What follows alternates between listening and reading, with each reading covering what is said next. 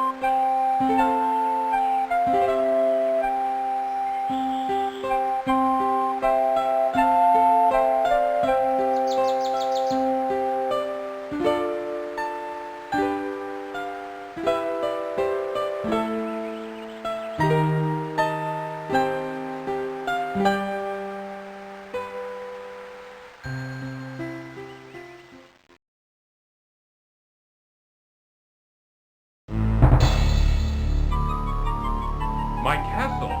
What has happened?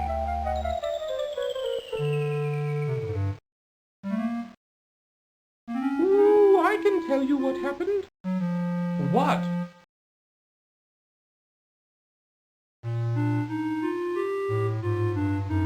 Ooh, I know what happened to your castle. I saw it all. Yes, I did. You did? Well then, what happened?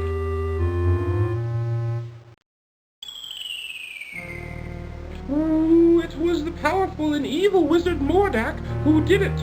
Ooh, I just happened to be visiting with an old friend when I saw him materialize out of thin air. Thank goodness he didn't notice me. Well, don't stop now, go on. He conjured up a terrible whirlwind that swirled faster and faster around the castle. With another incantation, Mordack then caused the wind to draw the castle up into the sky and out of sight. Ooh, it was something to see, all right.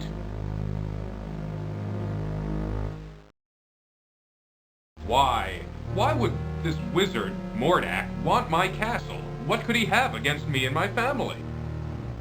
That I don't know. Ooh, I only know that it was Mordack who took your castle and your family. Well, perhaps I can help you. My employer also happens to be a wizard, which is why I recognized Mordack. Ooh, unlike Mordack, though, my employer is a very good wizard. His name is Crispin Arthur, but we all call him Crispin for short. The only problem is, you see... Woo-hoo-hoo-hoo!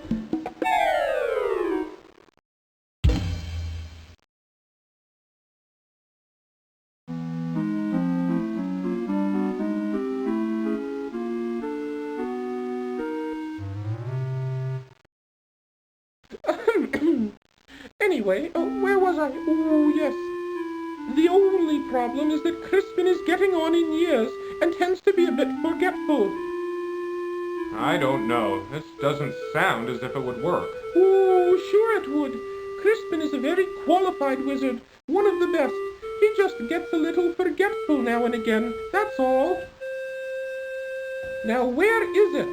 Oh, I know I brought it with me. Aha! Here it is.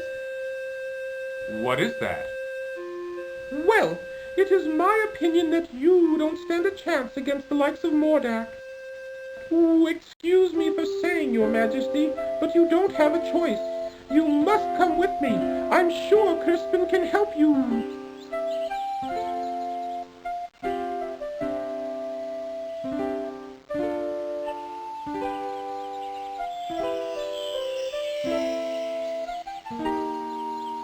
What is that stuff? just some old leftover fairy dust I've been carrying around. Ooh, it'll help you to fly. You can follow me to the land of Serenia, where Crispin and I live. It's much too far to walk, you know.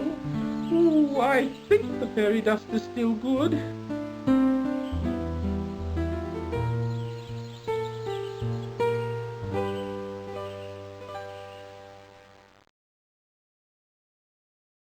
Come on, up here!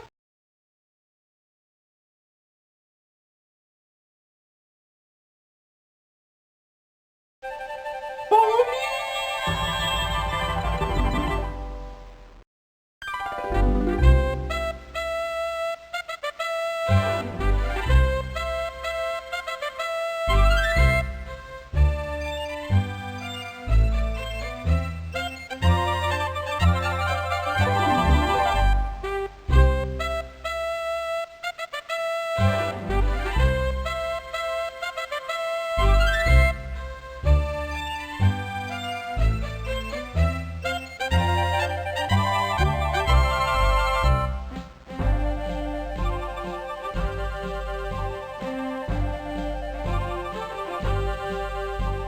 There it is! Down here! Come on!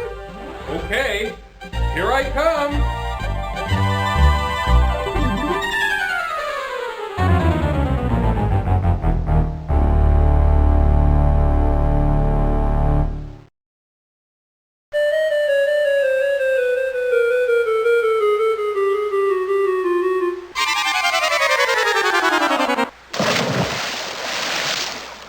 Ooh, looks like the fairy dust just wore off.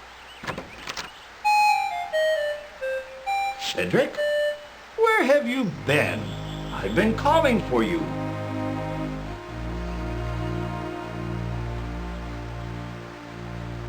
Well, well, what have we here?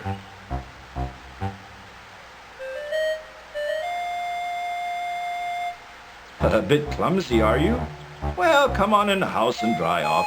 No sense sitting around like a wet dog.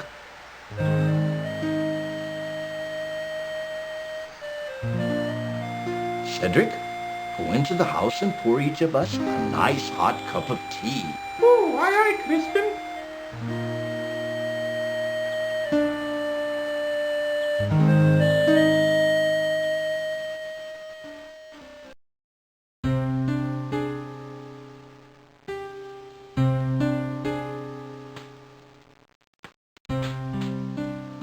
The Society of Wizards has always taken a dim view of Mordack and his abuse of his power. Why, he's even been put on suspension a few times. It never seems to do any good, though. Crispin, why would Mordack want to take my family or castle? What did we ever do to him? I'm afraid I don't know the answer to that. Mordack is a very unpredictable wizard. I've never understood that evil mind of his. Ooh, I thought perhaps you could help His Majesty, Crispin. That's why I brought him here. Well, let me see now. I used to be a very powerful wizard at one time, you know, but I've gotten a little rusty lately. A little rusty. That's quite enough from you, Cedric. Ooh, yes, sir, Crispin, sir.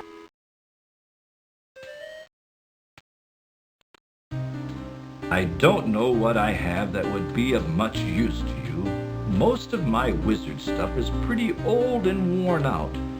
But let's see what I can find.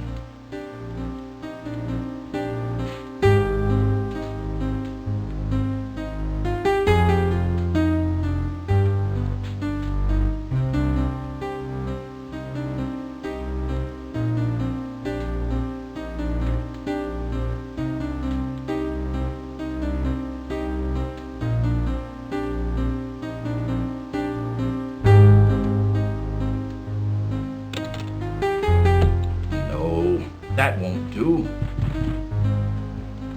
That's all used up. It might work. Here, eat this. What is that? That's an old piece of magical white snake I had left over from last year. With it, you'll be able to communicate with the natural and animal world. You should find that quite helpful.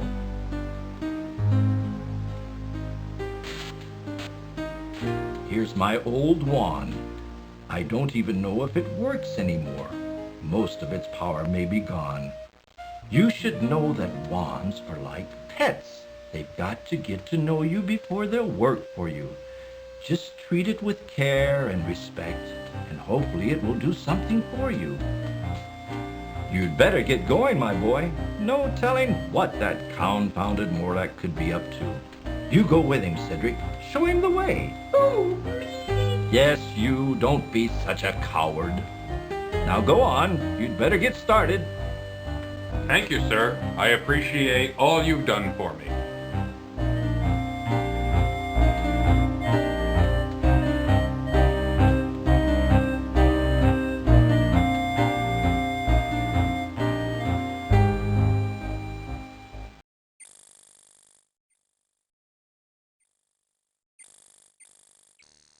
I suggest we visit the town first. How about it, Your Majesty?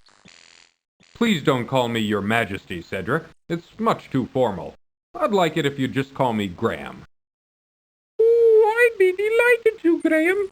Anyway, what was I talking about? Oh, yes, the town. You might be able to find some supplies there. It's just over a little hill to the south, not too far. Well then, let's be on our way, Cedric. Nestled among the trees of the forest sits the wizard Crispin's worn but cozy cottage. A small cellar door is located under the house. A tiny pond adds charm to Crispin's forested home.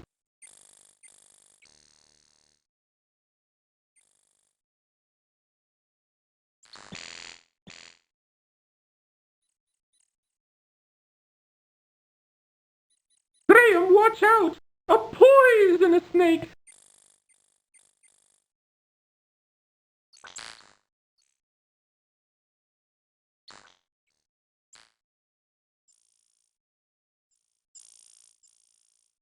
A large, venomous snake blocks Graham's passage to the east.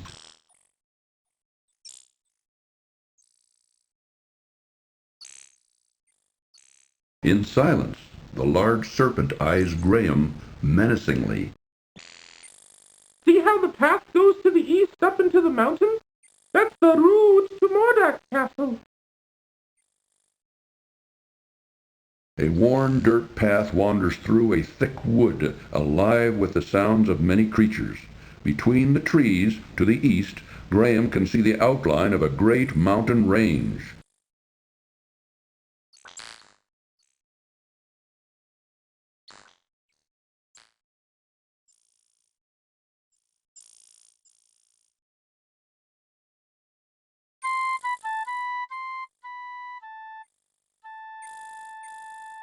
What a wonderful bluebird! It could almost make Graham happy again if it wasn't for his family. Graham feels the eyes of many creatures upon him as he follows a meandering path through the thick wood. Upon a fallen log sits a dashing young prince who looks very sad and confused. Excuse me, young man. Sorry to bother you, but I couldn't help but notice you sitting there on that log. I was wondering if there was anything wrong. Why, yes. As a matter of fact, there is. I've been searching everywhere for my fiancée. She's a beautiful princess with long golden tresses, fetching blue eyes, and smooth creamy skin. Have you seen her anywhere about? No, sorry, I haven't seen anyone like that. That's what I figured. No one has seen her. I bet that old witch who lives in the dark forest had something to do with her disappearance. I'll keep an eye out for her. If I see her, I'll let her know you're looking for her. I would appreciate that. Well, I guess I'd better get back to looking for her. I'm not ever going to find her just sitting around here. Thanks for your concern.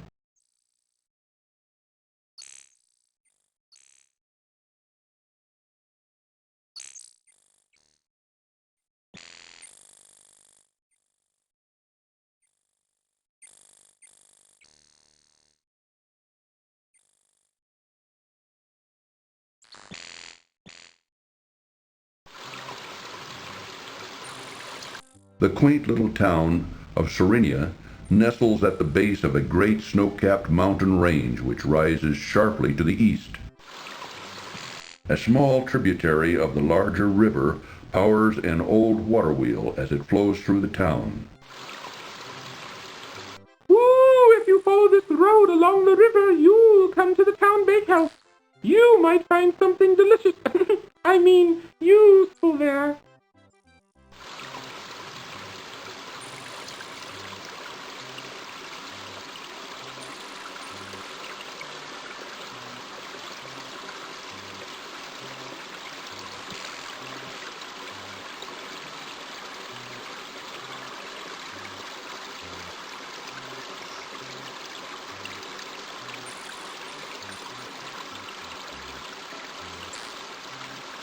If you're going into town, I'll just wait for you here. I had a nasty run-in with a big dog once, and I feel much safer out here.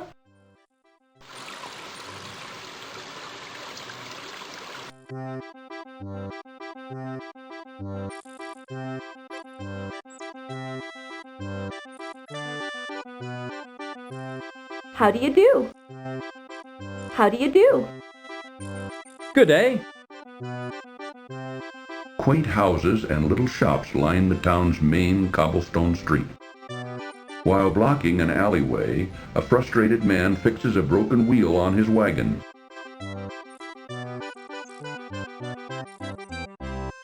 How goes it with you, good fellow? Not well, I'm afraid. This old wagon's always giving me trouble. Can I help you in any way? Thank you kindly, but I think I can handle it. All right then. Good luck. Thanks. With this wagon, I'm gonna need it. Graham notices an old wooden barrel on the street corner.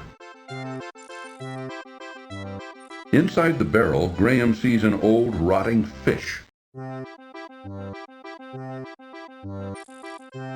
Graham leans way down into the barrel and removes, phew, the smelly old fish.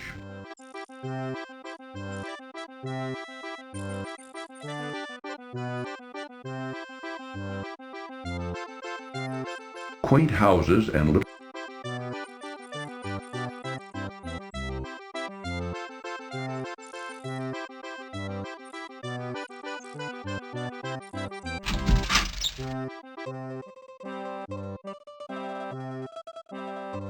May I help you, sir?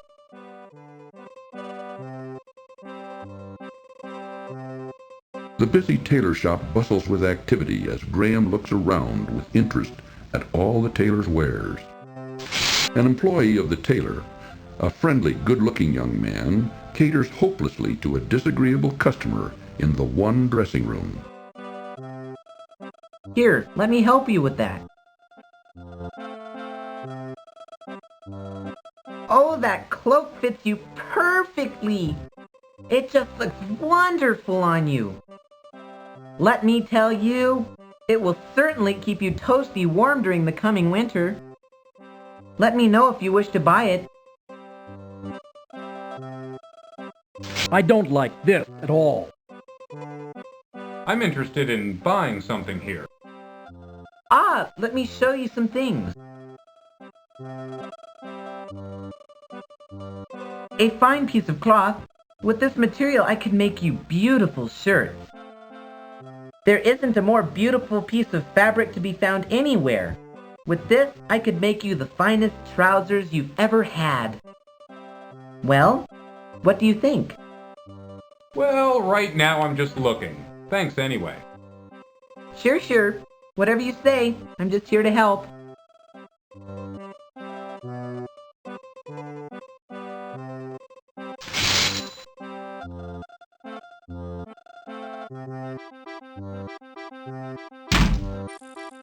Graham notices a shiny silver coin lying forgotten on the street near the broken wagon. Bending down, Graham quickly retrieves the silver coin from the street.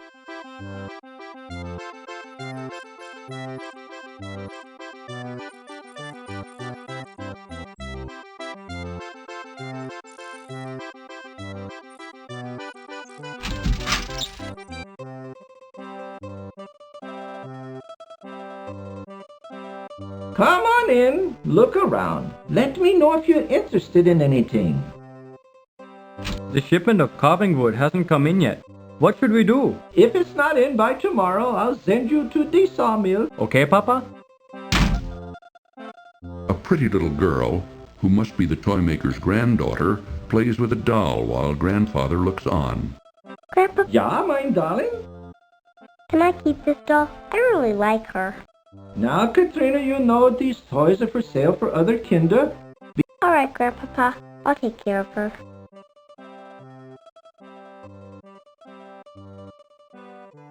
A pet goldfish swims endlessly around in its fishbowl. Graham notices a strong little sled hanging on a side wall. This is a fine little toy shop you have here. You must be very proud. Danke, son. I've worked very hard at it over the years. But you know, you need to really love it. And I do. Are most of these toys your creations? Yeah, most of them. But not all. Some my son made, some I bought, some I traded for. You're very talented. Danke, danke. Well, let me know if I can help you. The little girl is more interested in her doll. She pays no attention to Graham.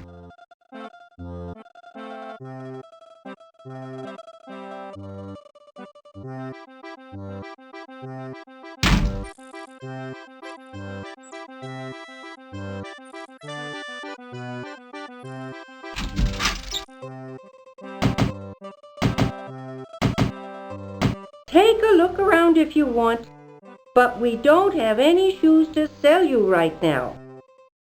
We sold our last finished pair yesterday. Our business ain't doing so good anymore, and we're getting too old to keep trying. Is there anything I can do to help? There ain't nothing you can do, short of buying us out. But like I said, if you want to look around, feel free. Okay, thanks. You don't have any shoes for sale, huh? That's right. No shoes at all. We're making a pair right now, but it'll take a while. We're not as fast as we used to be. Oh, that's okay. My own boots should carry me through the rest of my journey. Sorry, son. We're doing the best we can. The old shoemaker wearily hammers tiny nails in a shoe sole. He doesn't even seem to notice Graham. A skinny old dog lies down on the hard floor of the shoe shop. This old dog doesn't appeal to Graham.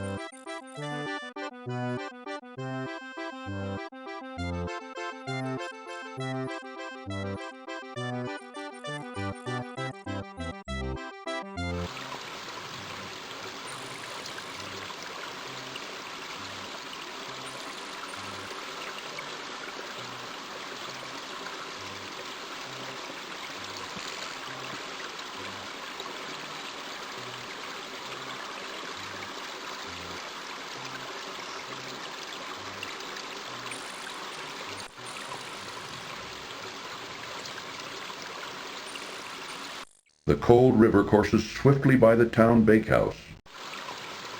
With a fine view of the rushing river, the bakehouse sits a bit out of town, along an old rutted road.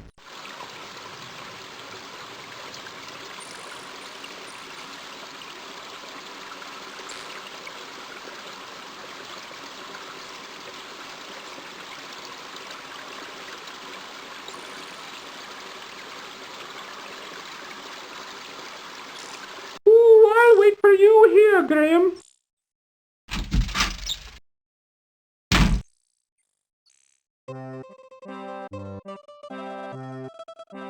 And how is your poor dear mother doing, William? Oh, she hasn't been doing too well lately. But my brother and I help out whenever we can. Thanks for asking, Amanda. Austin, keep your fingers out of that pie. The pies look lovely. I think I'll take one. Yes, they were just made fresh this morning. Here you go. Yes, this will be a fine dessert for our dinner tonight. Let's go home, Austin.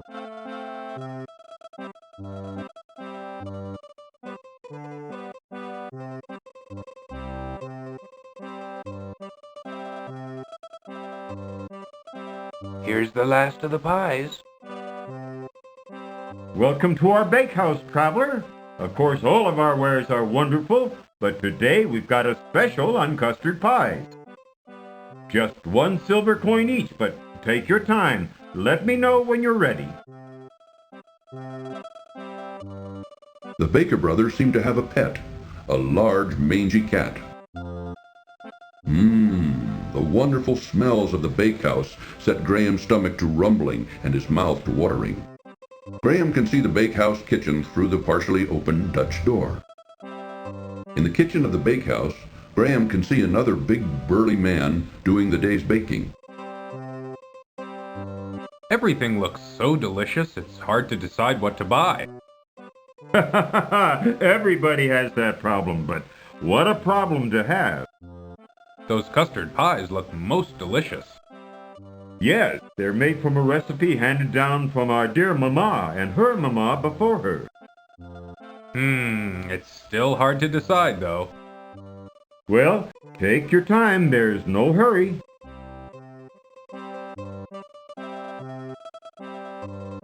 Phew! This smelly old fish is disgusting. The old wand doesn't seem to have any vitality left in it. It is but a common silver coin.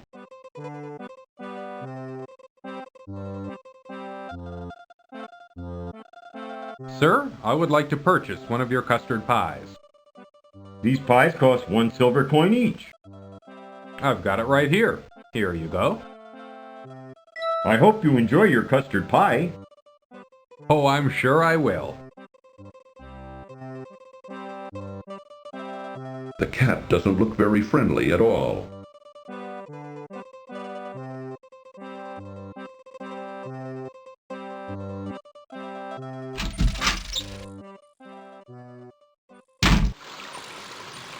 See the road there? Back to the east is the town.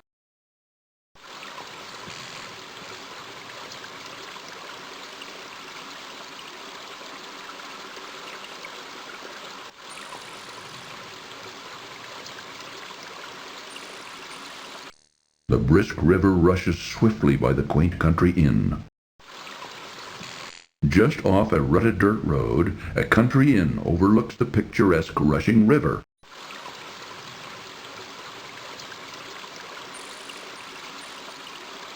A large haystack dominates the area in front of the barn. An old, uninteresting barn is located behind the country inn.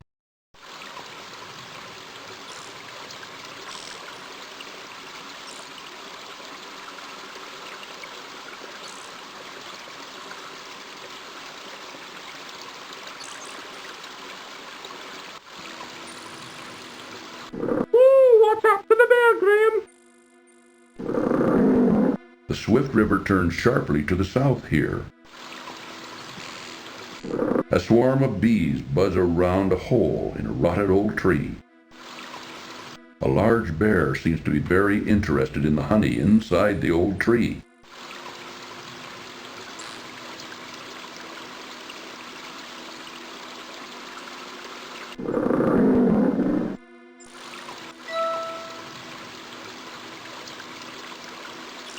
I am Queen Beatrice, kind sir.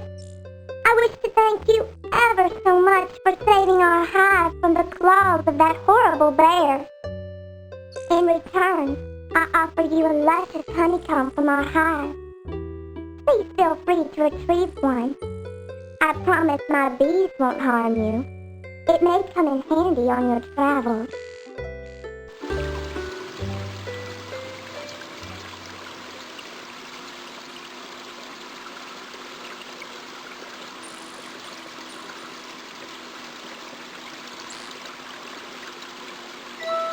Graham reaches a hand into the beehive and retrieves a very sticky chunk of honeycomb.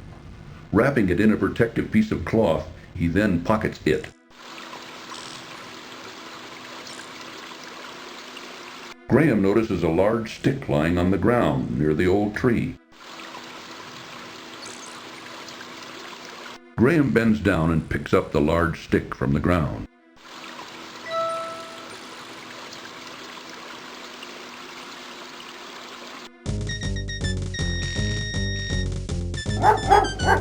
A bully of a dog terrorizes the poor ants as he playfully digs at their large anthill. Ooh, Graham, that dog looks mean. The dog is more interested in the anthill than in Graham.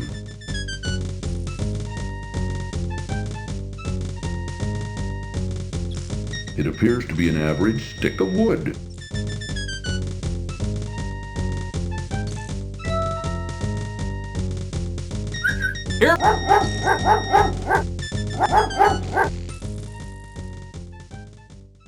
Allow me to introduce myself. I'm King Antony the Great. May I ask who you are? Why, certainly.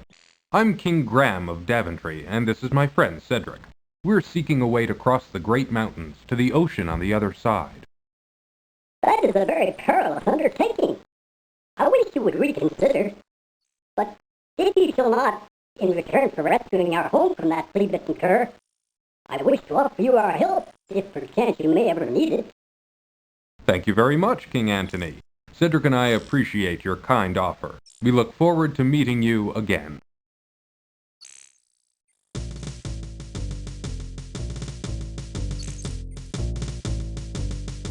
A colony of large ants parade up and down a huge anthill built amid some scrubby bushes.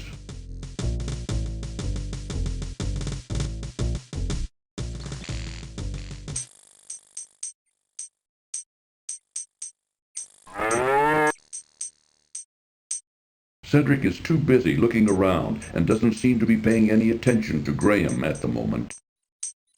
The ox's mouth is too full of grass to even attempt a conversation with Graham.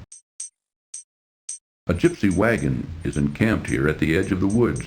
On the side of the wagon, the words "Fortune Teller" have been painted. A steaming pot of stew bubbles over a small campfire near the gypsy wagon. Within the gypsy encampment, Graham notices a tall, burly man who keeps a suspicious eye on him and Cedric.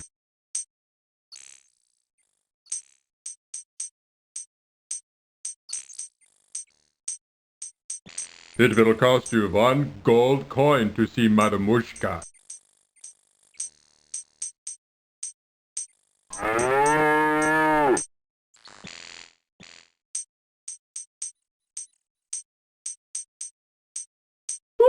There's nothing but a hot, dry desert for the west.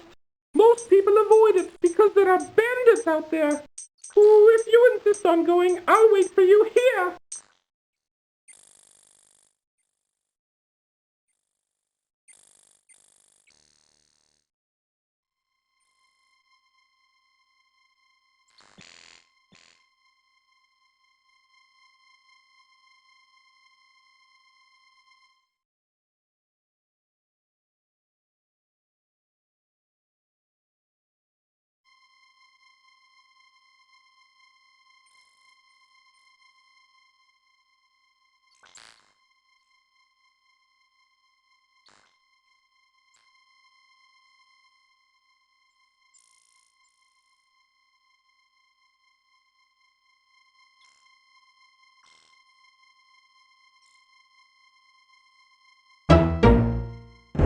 Too bad.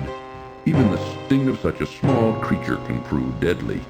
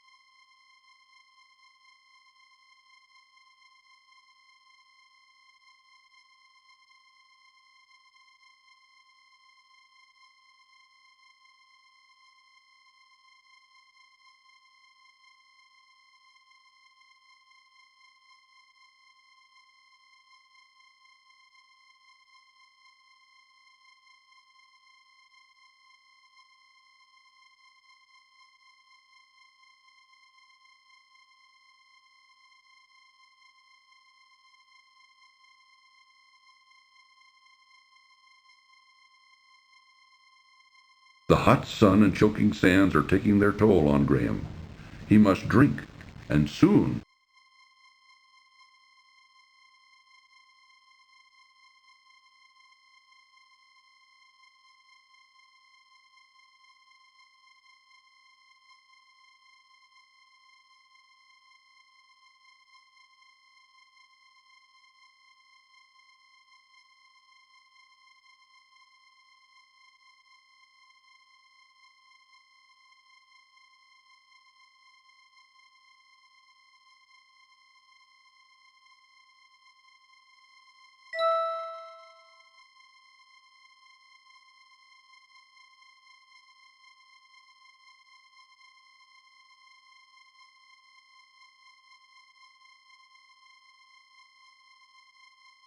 Ah, life-giving water, nectar of the gods.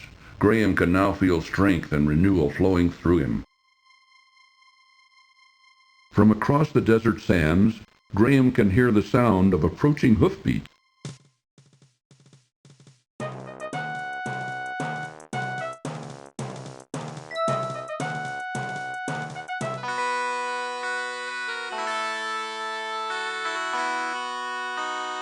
Open sesame!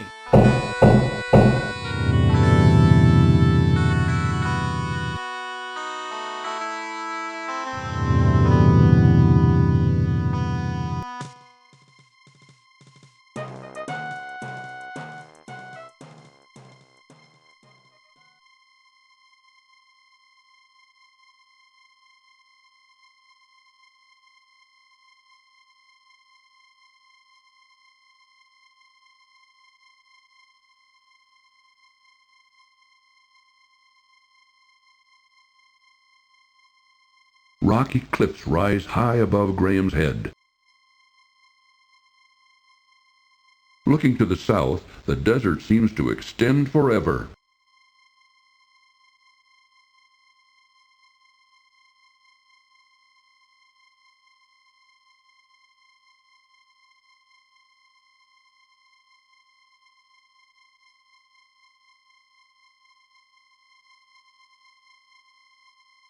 The scorching sun burns down on the dry desert as Graham struggles through the hot sand.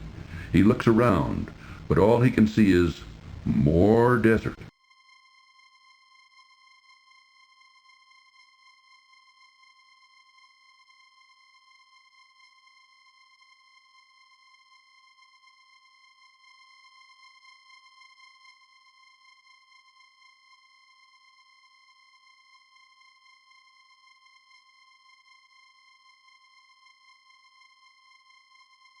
King Graham, heavy of heart, searches far and wide for his beloved family, who've been stolen by the evil wizard Mordack. Talking to yourself again, Graham?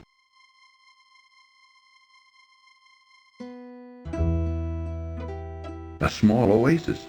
Its tantalizing water, so sparkling in the desert sun. Graham's hot, thirsty body is irresistibly drawn to it.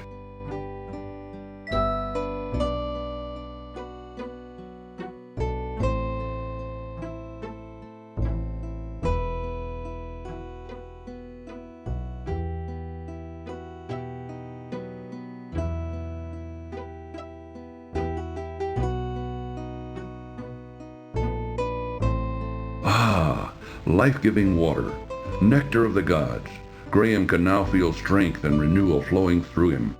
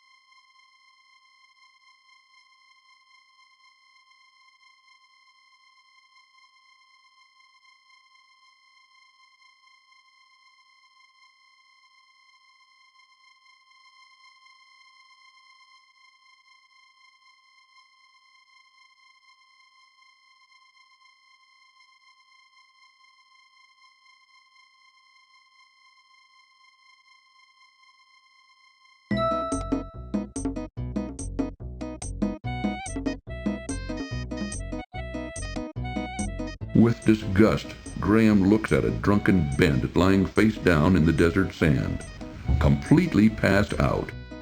The campfire, all but forgotten, has been reduced to a pile of glowing embers. A large clay jar full of water stands by the campfire.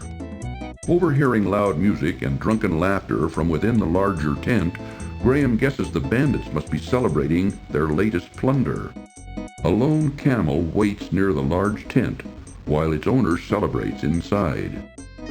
The bandits' horses rest in the desert sun, while their unsavory owners revel within the large tent.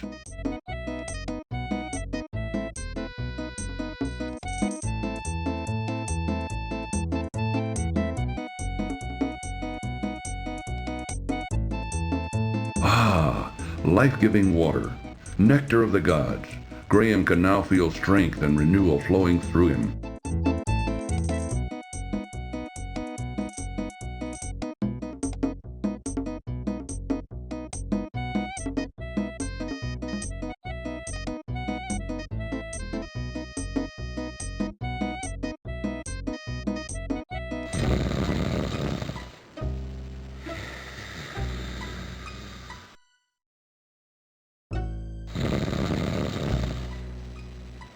Thanks again for all your help. Who are you? A spy? That wasn't a very smart move for Graham to make.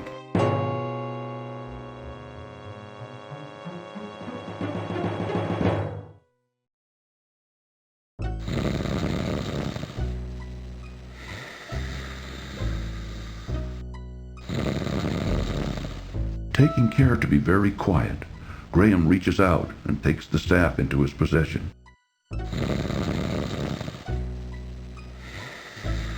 Snoring loudly upon a beautiful carpet lies a sleeping bandit. Assorted odds and ends clutter the inside of this small tent, while upon a lovely carpet sleeps another of the despicable renegades. Assorted odds and ends clutter the inside.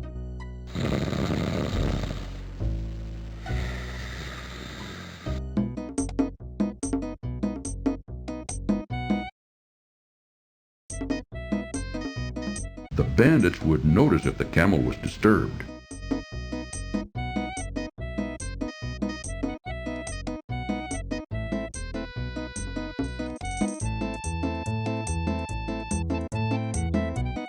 An intruder! That wasn't a very smart move, Graham.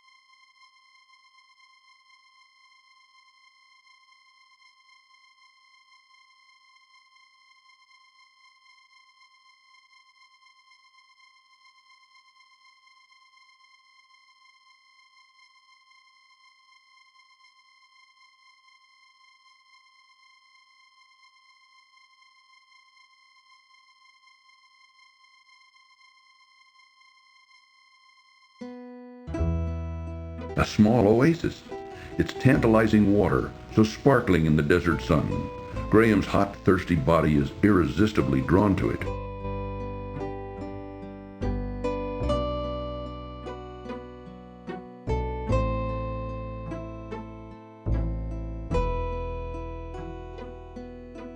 Ah, life-giving water, nectar of the gods.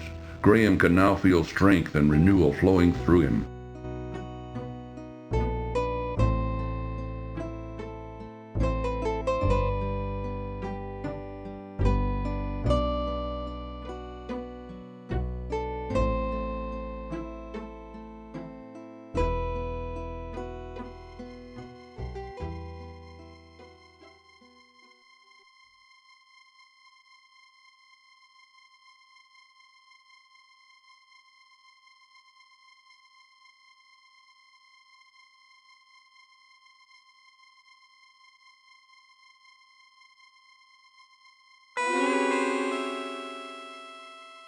Uh-oh.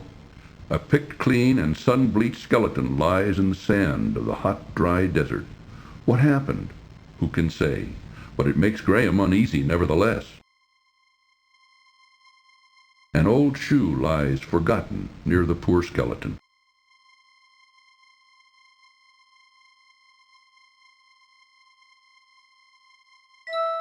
Uneasily, Graham reaches down and removes the old shoe from the desert sand.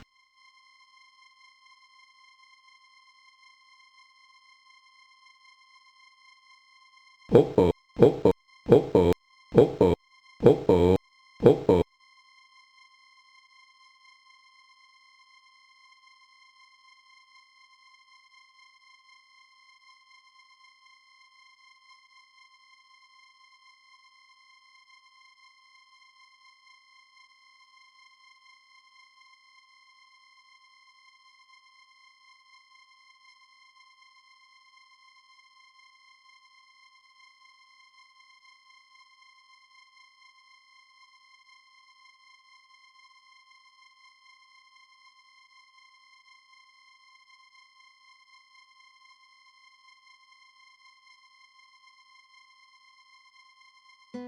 The hot sun and choking sands are taking their toll on Graham. He must drink, and soon. A small oasis. Its tantalizing water, so sparkling in the desert sun. Graham's hot, thirsty body is irresistibly drawn to it.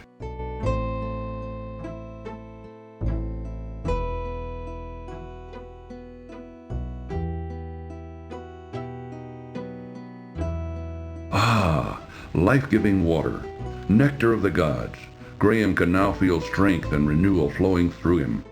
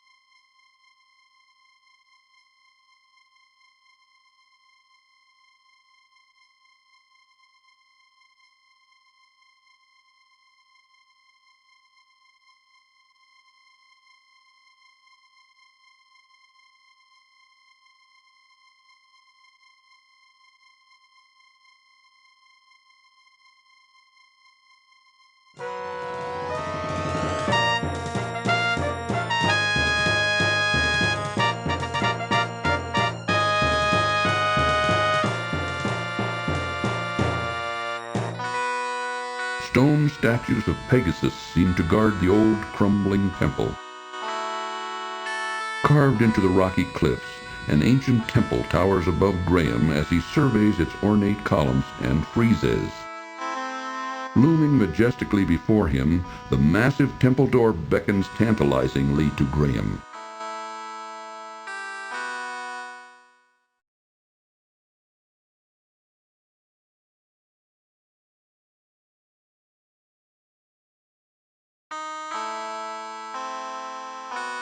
The jeweled staff is obviously the work of an expert craftsman.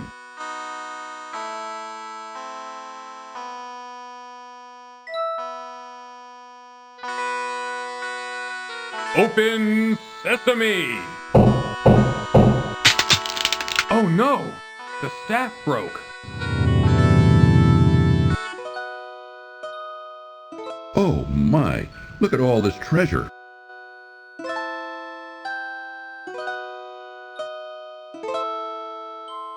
Hurry! The exit door is about to close. Cheer up, Graham. At least you can practice your game of tiddlywinks.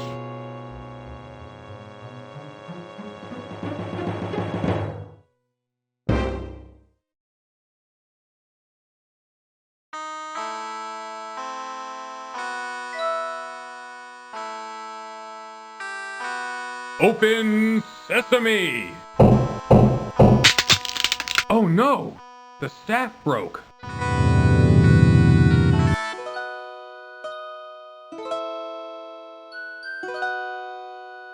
Bending down, Graham hurriedly picks up the gold coin from the temple floor. Quickly, Graham grabs the old brass bottle. Hurry! Phew, that was close. The staff lies in several broken pieces on the temple steps. The staff is broken and is of no use anymore.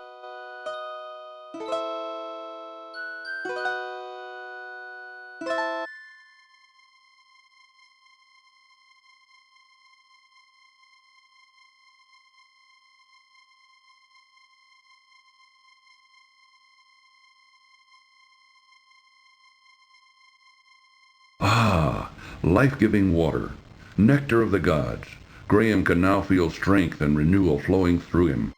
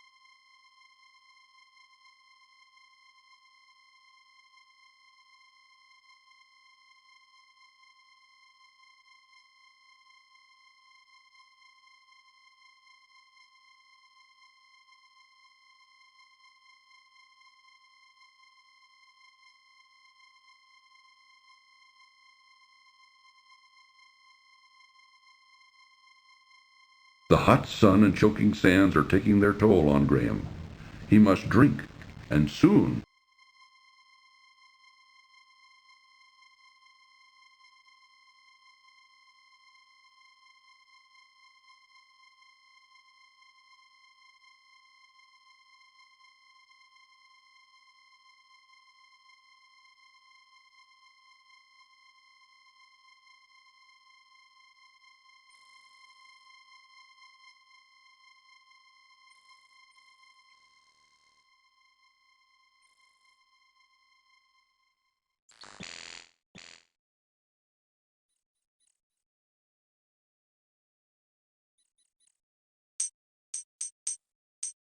Well, there you are. I was just starting to get concerned. Don't worry about me, Cedric. I'm used to this kind of thing.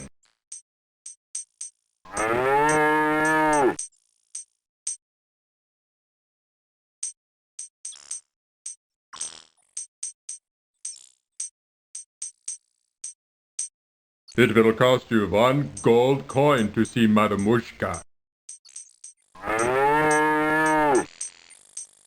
It is a shiny gold coin. This is an old, tarnished brass bottle.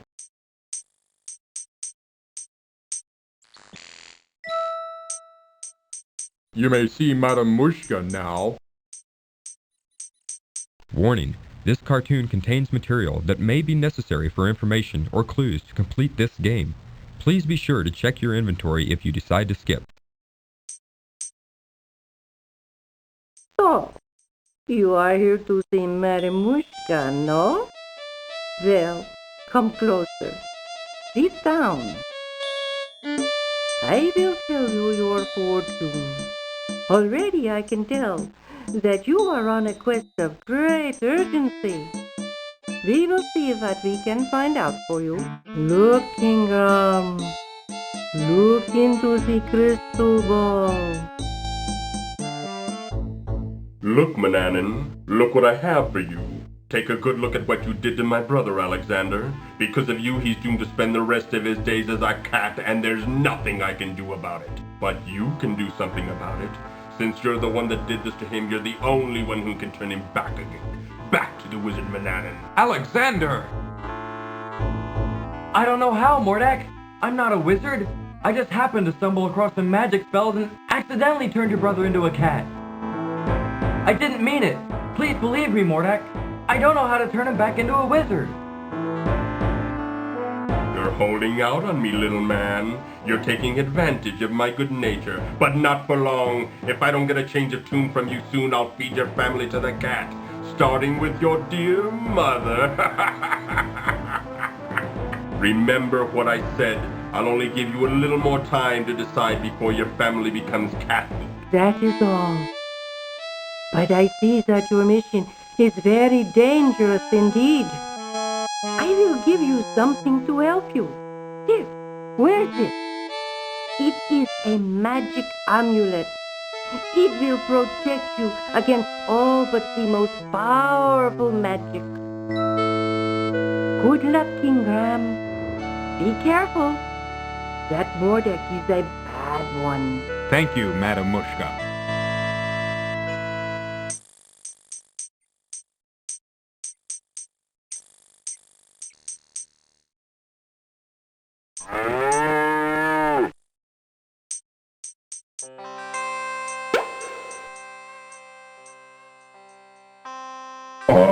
Freedom at last!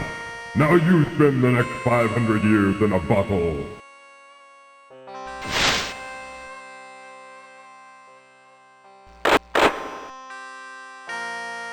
Graham should know better than to keep things bottled up inside.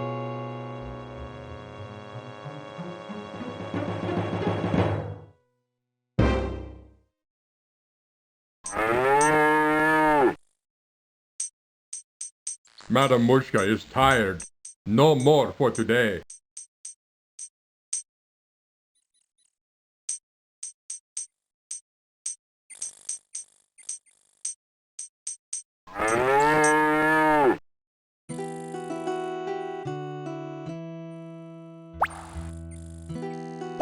To the north, Graham can see the gnarly edge of a deep, dark forest.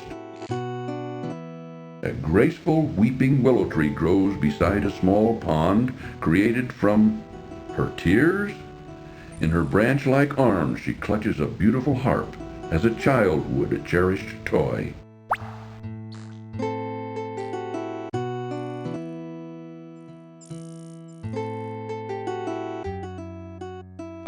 Miss Willow? Yes? You can talk? Why, of course I can. What did you expect? Well, I've never seen a talking tree before. What's wrong? Everything's wrong, can't you tell? I'm not really a tree. I'm really a princess. You see, my fiancé and I were walking through this wood when a nasty old witch came along and was instantly charmed by my handsome prince. When he naturally refused her advances, she jealously banished him to a faraway land and turned me into a tree. Then she stole my heart. Stole your heart? Yes. She turned my heart to gold and took it away with her. The only way I can become human again is to have my heart brought back. Now, all I have to cheer me up is my harp. It's quite magical, you know. It plays the sweetest music you've ever heard. Now please, leave me alone in my sorrow. To the north, Graham can see the gnarly edge of a deep, dark forest.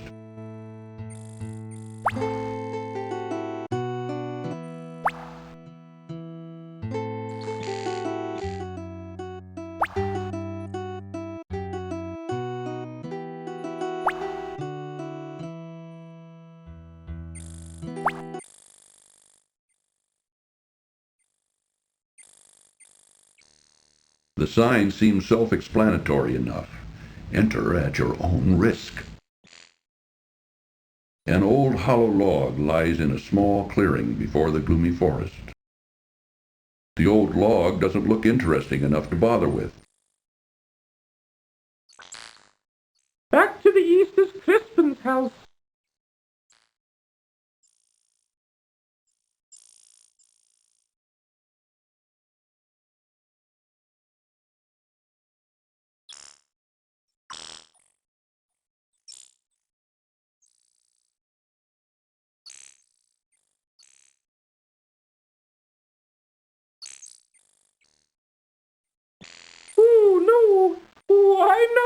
going in there. Can't you read the sign? Come on, Cedric. There might be something important in here. Go if you want to. I'll wait here.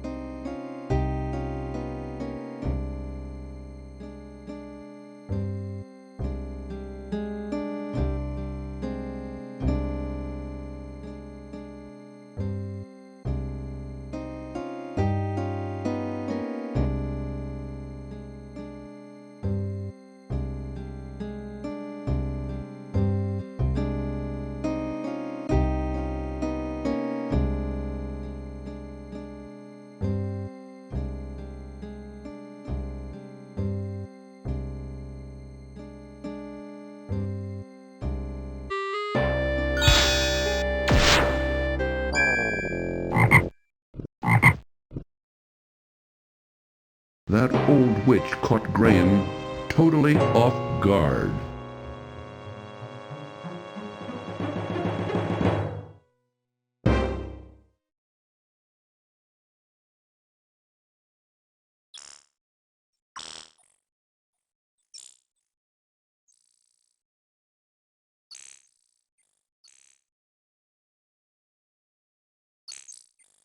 The amulet is attached to a soft leather thong. The magic amulet begins to glow softly as Graham slips it over his head. He then carefully tucks the amulet into the front of his tunic, hiding it from sight.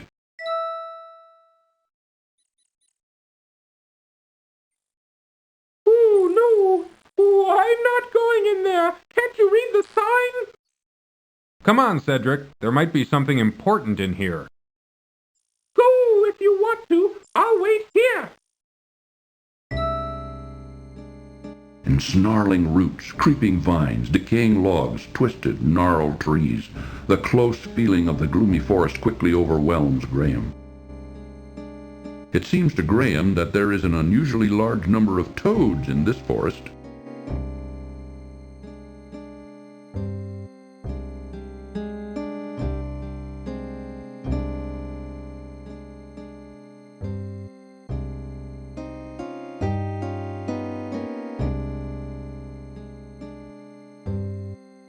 Unseen eyes seem to watch Graham as he stumbles confusedly through the thick maze of the gloomy forest.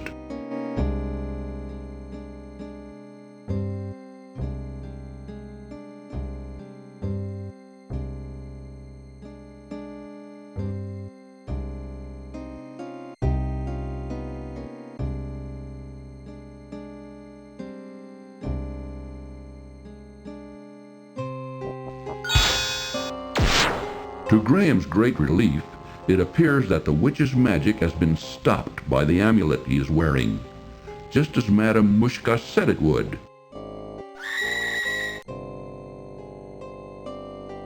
What are you doing in my forest, young man?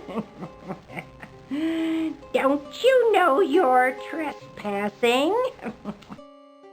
Oh, I didn't know this was a private forest. Do you own it? Of course I own it. It's mine. And what did you do to my magic? I don't think you need to know. Now tell me something. How does one leave this confusing forest? I'll never tell. I'm afraid you're stuck, dearie. Now you're my prisoner. We'll see about that. Yes, won't we?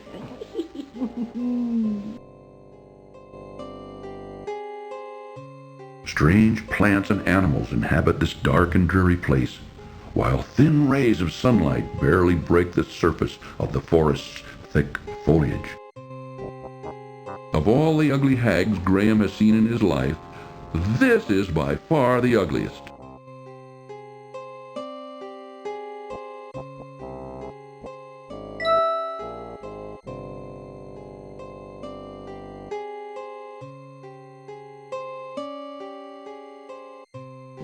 this?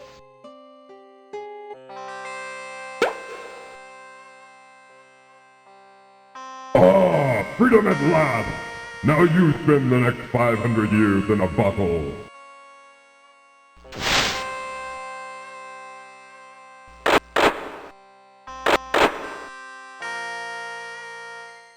Good. That old witch won't be seen here for a long time.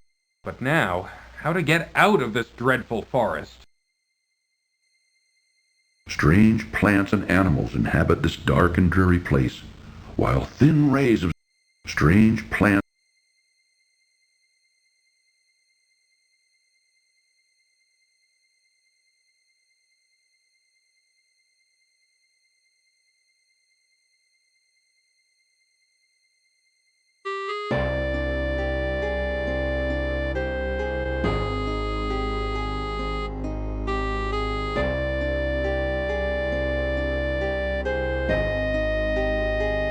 A grotesque bridge of rib-like bones crosses the hot crevasse where a path continues to the front door of the odd little house. A crude, misshapen structure, which remotely resembles a house, sits forlornly in the center of the gloomy forest. A crevasse spewing hot steam and licks of flames surrounds it.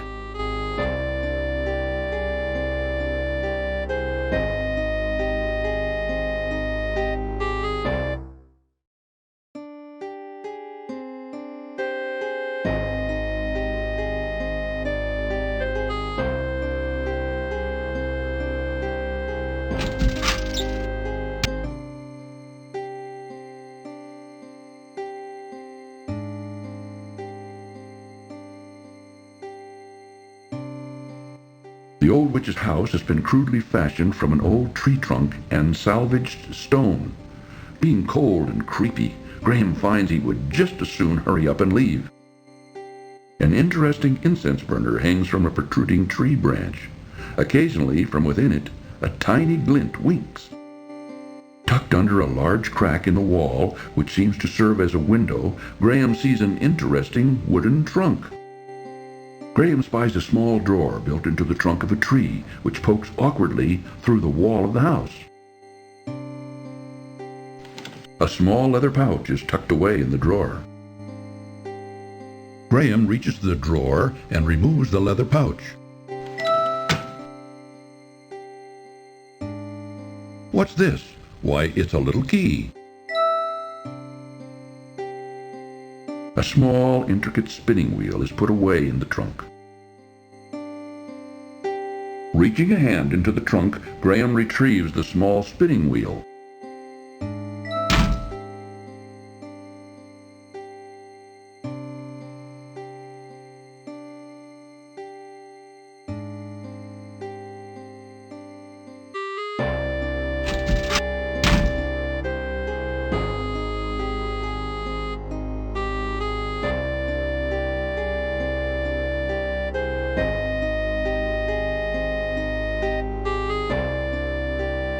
The dark forest seems to encase the witch's bizarre little house like a claustrophobic shroud.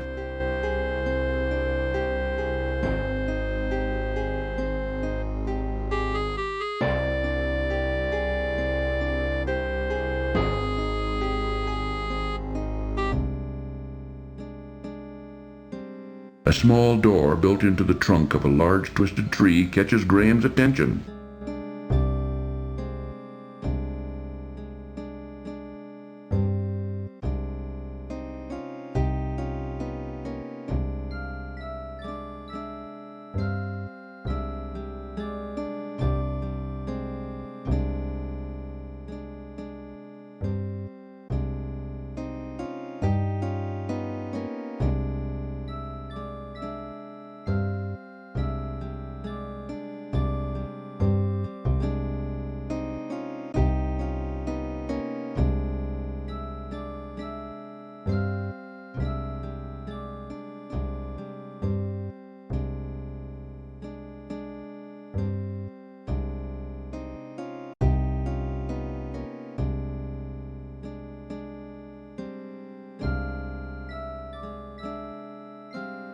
Graham tugs firmly on the door in the tree, but finds it securely locked.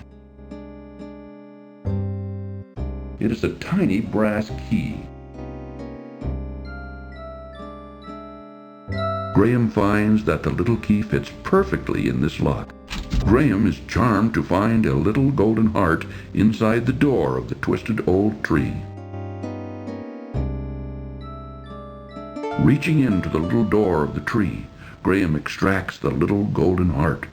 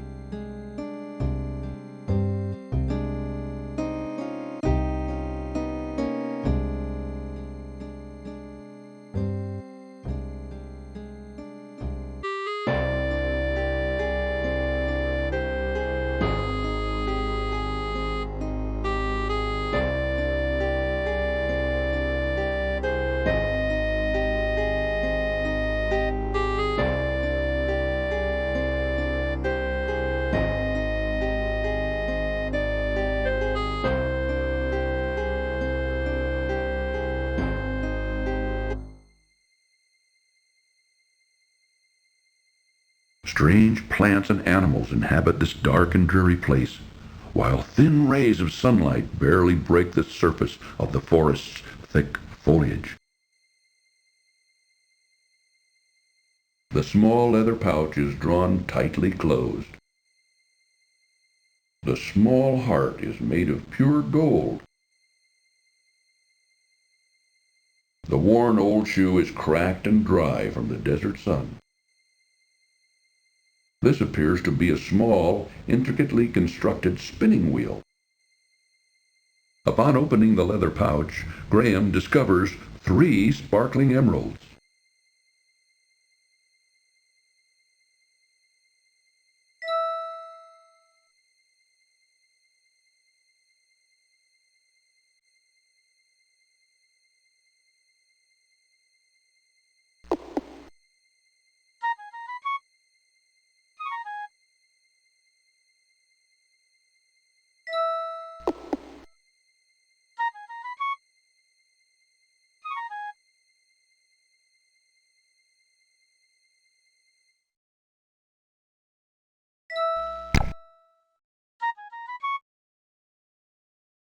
Drat! Just missed him.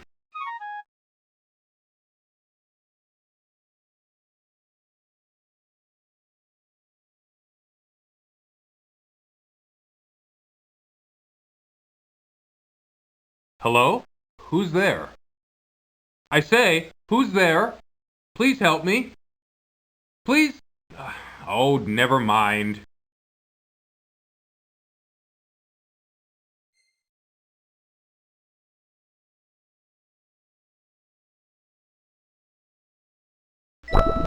Graham squeezes the honeycomb as hard as he can, which causes the honey to drip out of it onto the ground, creating a sticky little puddle at his feet. Now all that's left of the honeycomb is a piece of beeswax, which Graham puts back in his pocket.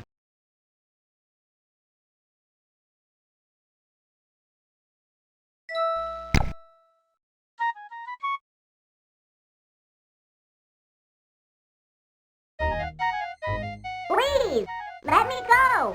I beg of you. Why should I do that? What will you do for me? I'll show you the way out of the forest, if you let me go. How do I know I can trust you? I give you my word. An elf never breaks his word. Well, it's against my better judgment, but okay. Move over, Rocky.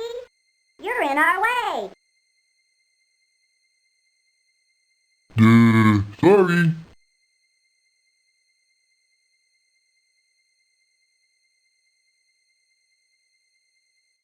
Rocky has moved aside to allow Graham another passage through the forest.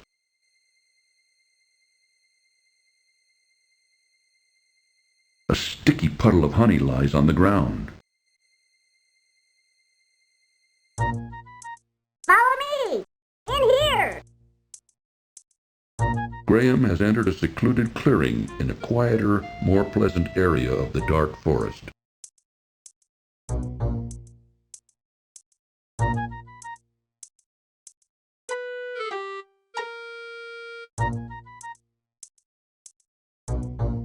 Warning: this cartoon contains material that may be necessary for information or clues to complete this game. Please be sure to check your inventory if you decide to skip.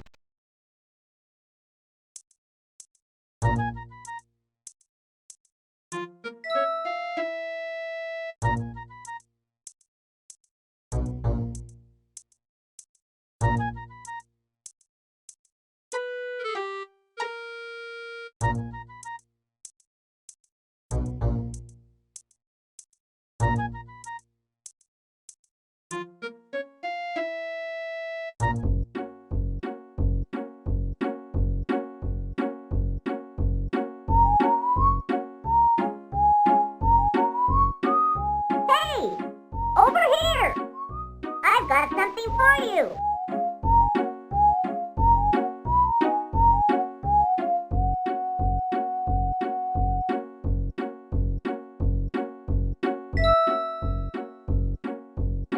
I never take anything without giving in return. For your generosity in giving me those exquisite emeralds, I give you my finest pair of shoes. May they help you in your quest.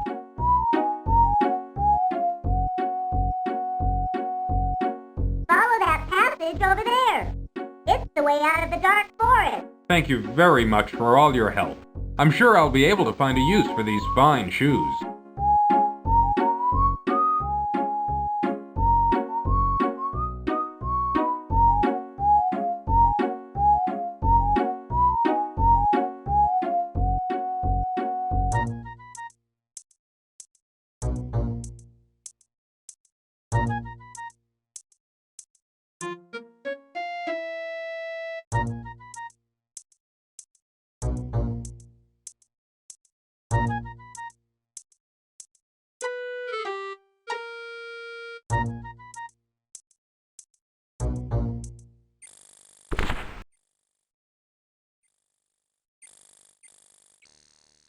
Oh, I'm glad to see you're okay. I was beginning to worry.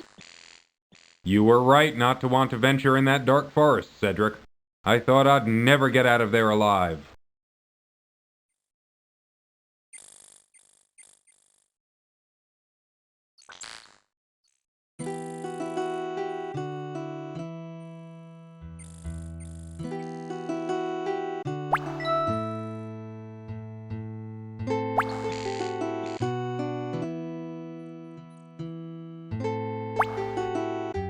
My heart, you found it!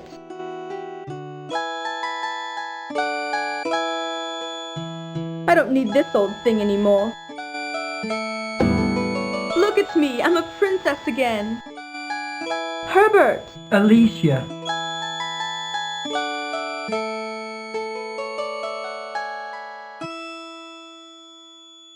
Where have you been all this time, my love? Oh, darling, just take me home. I'll tell you on the way.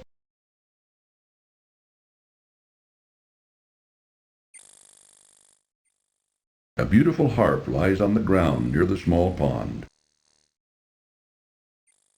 Now, why would she toss aside this beautiful harp? Well, if she doesn't want it, I'll take it.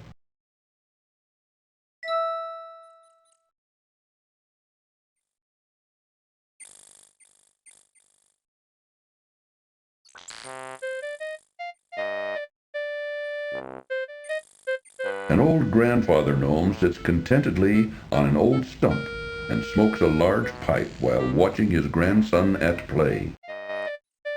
Sitting on a stool in front of his house, a young gnome happily plays with an exquisite marionette. The entrance to the small house is through a crudely constructed door.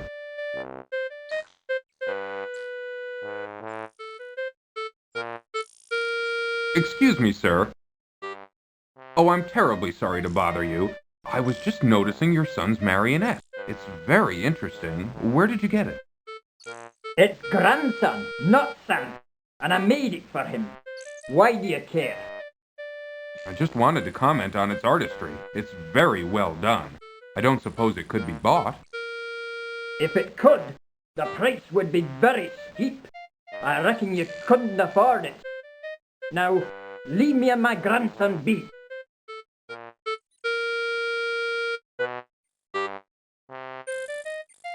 This appears to be a small, intricately constructed spinning wheel.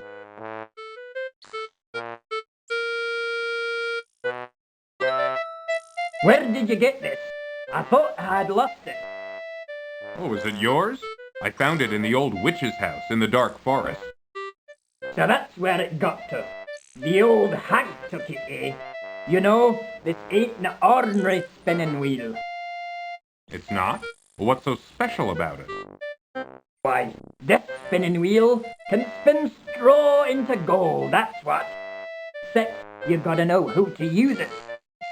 I doubt even the witch could figure that out. Thank you for bringing it back to me. Now wait, not so fast.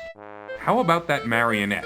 Don't you think the price of the spinning wheel is worth at least twice that of the puppet? I'd love to have it.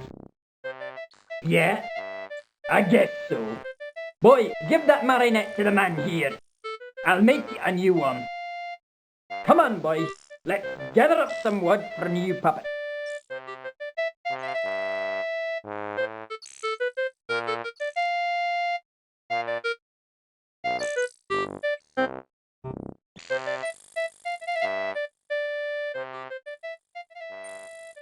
The craftsmanship of the marionette is superb. It is a small harp of beautifully carved mahogany.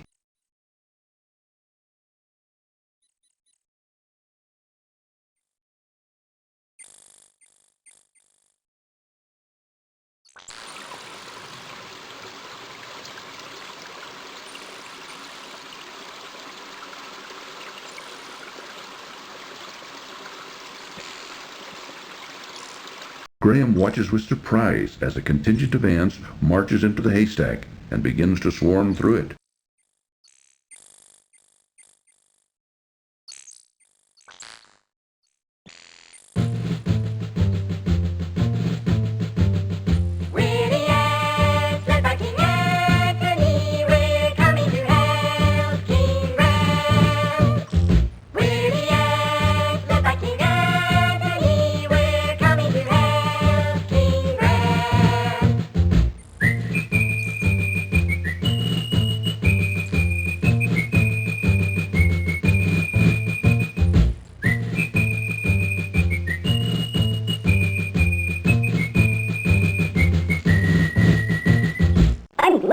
There was a way that we could be of help to you. Look here. We found a golden needle in the haystack. I'd like to present it to you. Perhaps you can find a use for it. Why, thank you, King Antony. I'm honored. Good luck in your travels, King Graham. And be careful.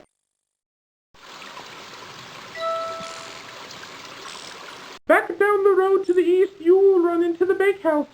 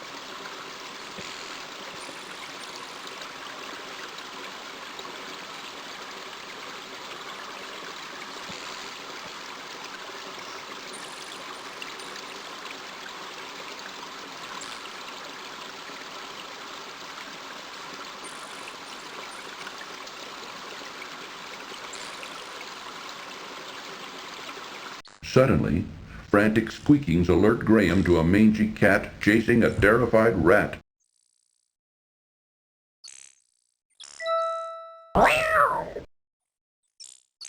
Oh, thank you, good sir. You saved my life. My children and I will never forget your kindness. Maybe someday I'll be able to return the favor. Oh, I hear my children calling. Goodbye, until we meet again.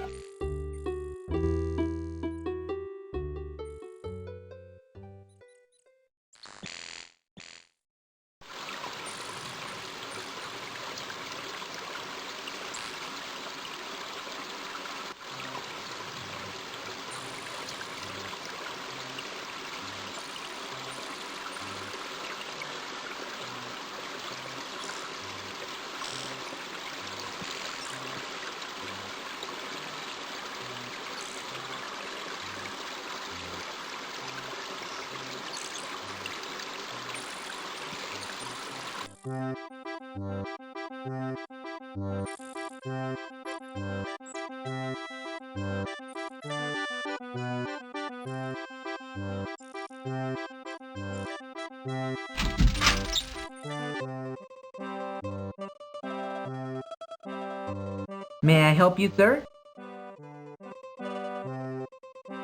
This is a large golden needle.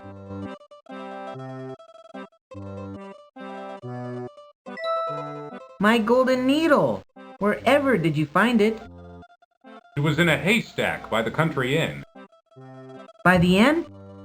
Oh yes, I remember visiting there not long ago. Oh, vulgar man, that innkeeper. He has no scruples at all. Well, I'm glad to see you've got your golden needle back.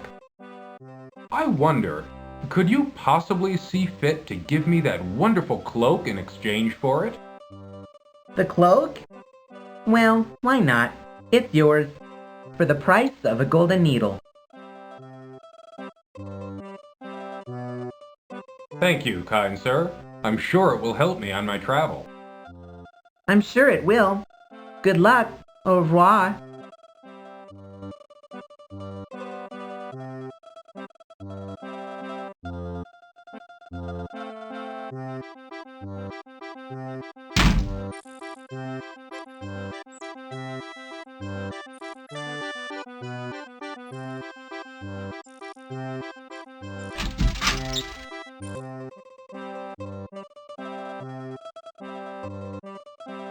Come on in, look around. Let me know if you're interested in anything.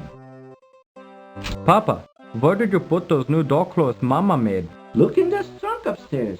I think I put them there. I'll do that. Grandpapa, Yeah, my darling? can I keep this doll? I really like her. Now, Katrina, you know these toys are for sale for other kinder. Besides, you've got plenty of dolls.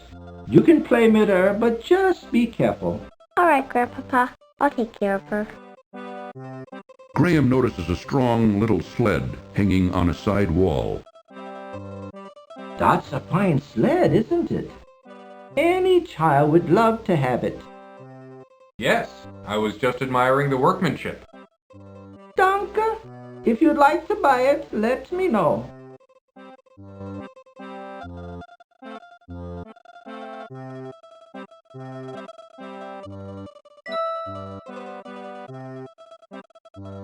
Where did you get this wunderbar marionette? The craftsmanship is excellent. Well, I don't know if you'll believe me or not, but I got it from a little gnome. I must have it. Can I buy it from you? Actually, you may have it if you'll give me the sled in trade. Why, of course. But I must tell you, I think I'm getting the better deal. I can always make another sled, but finding another marionette of this quality. Ich weiß nicht. So, can I have the sled? Yeah, take it, it's yours.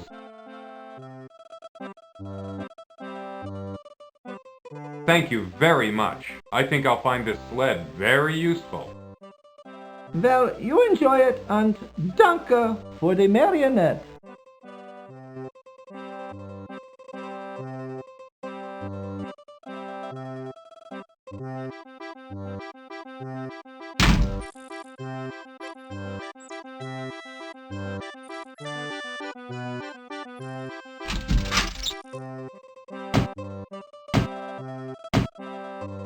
It's you again, is it?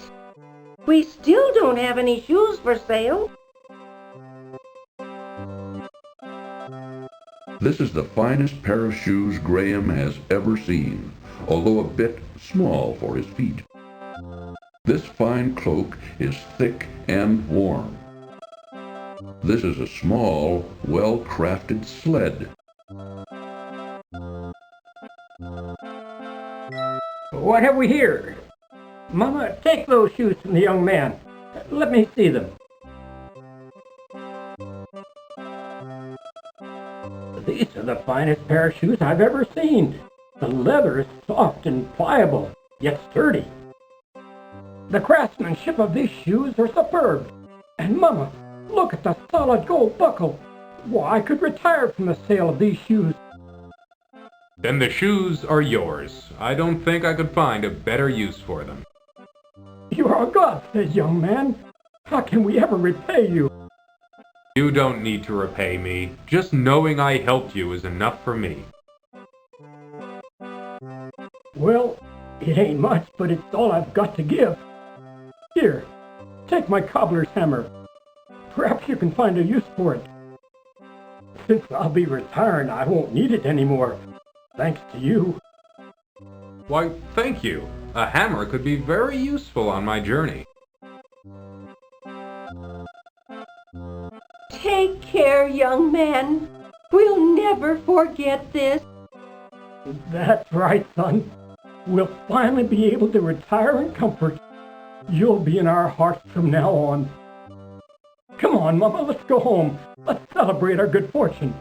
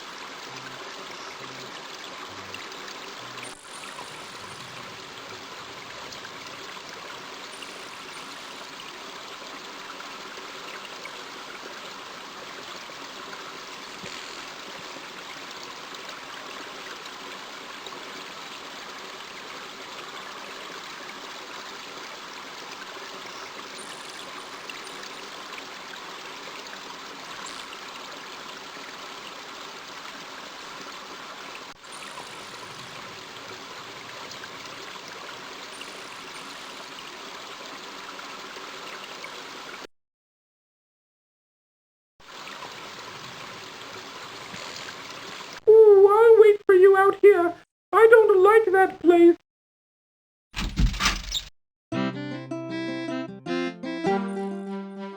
Gentlemen, please excuse me. I didn't mean to interrupt you.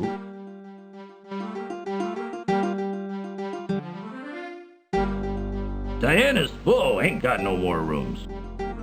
Hey boss, this guy looks like a real troublemaker. What do you want me to do with him? Rub him out. Struggle as he might, Graham could not escape his bonds.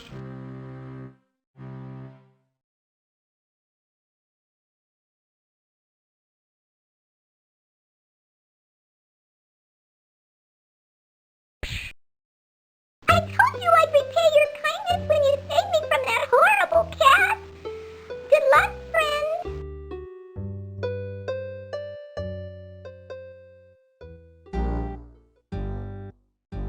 Graham stoops down and picks up the sturdy rope from the stone floor.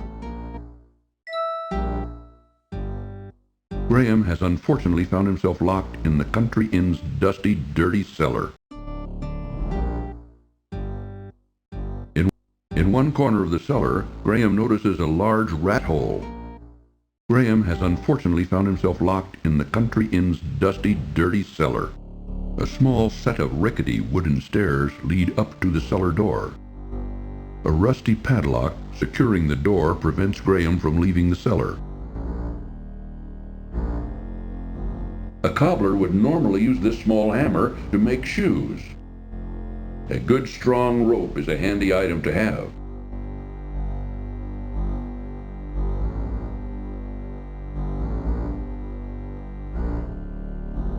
Using the cobbler's hammer, Graham pounds on the rusty padlock until it breaks apart.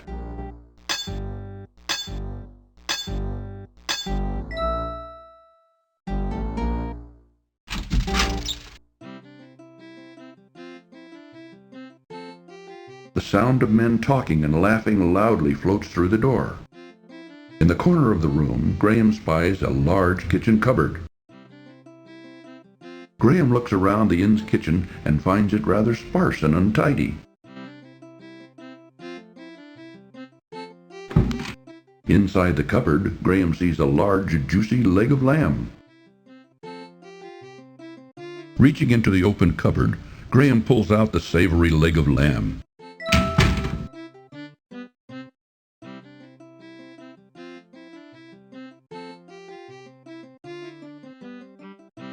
Finding the kitchen door locked, Graham unlocks it before going outside.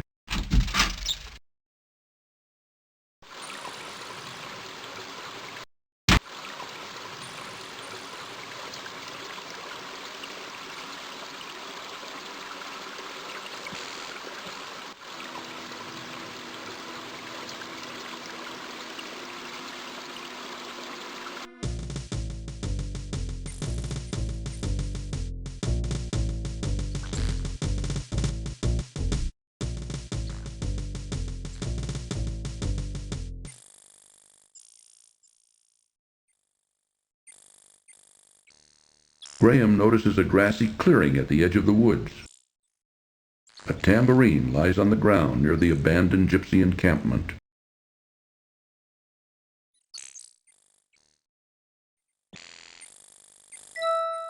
Not seeing the tambourine's owner, Graham bends down and rescues it from the ground.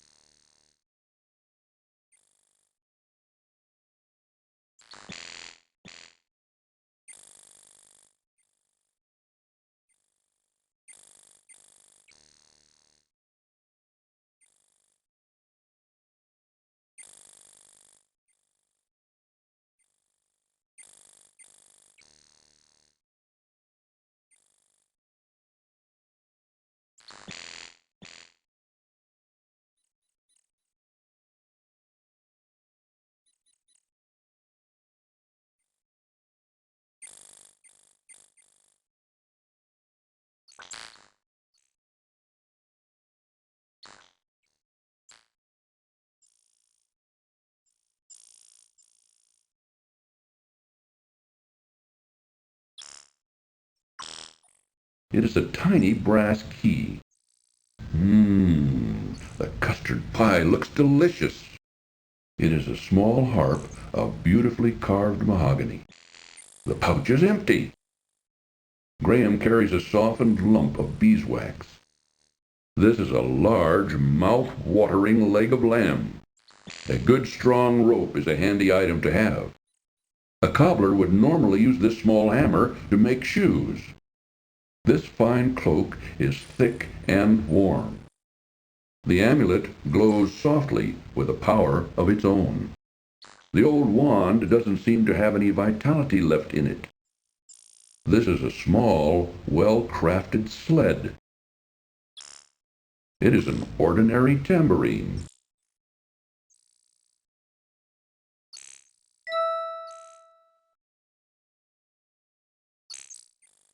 Begone, you slithery varmint! Scat!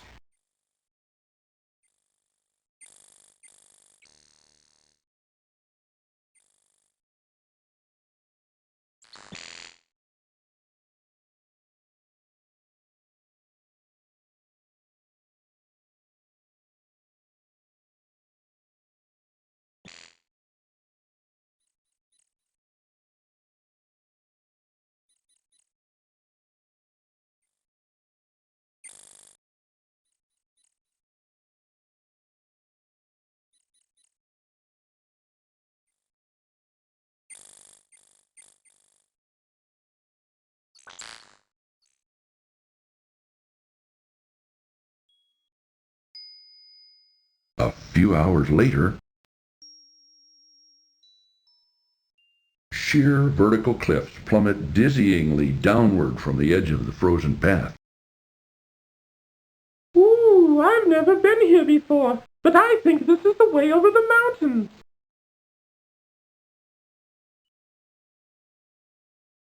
Graham begins to shiver at the sudden drop in temperature. This fine cloak is thick and warm.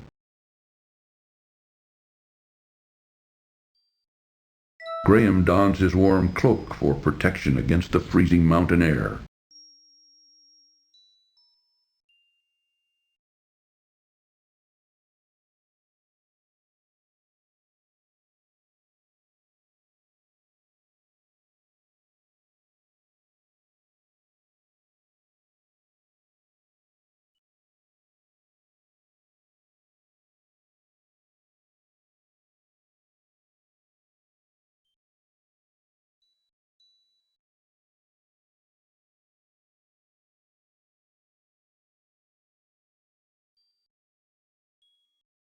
A frozen waterfall hinders Graham's progress, as in the warmer seasons it had washed away part of the path on which he is currently traveling. The remains of an old tree poke out of the mountainside near an upper ledge.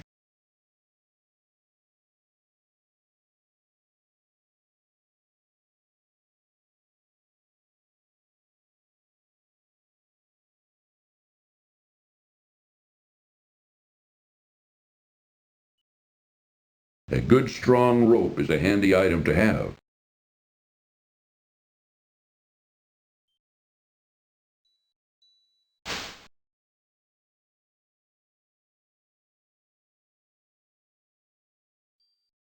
Oh, be careful, Graham!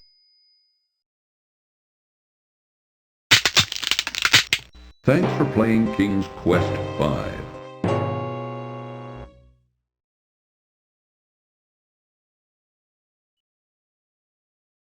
Graham notices his stomach beginning to rumble with hunger from the exertion of the mountain climb.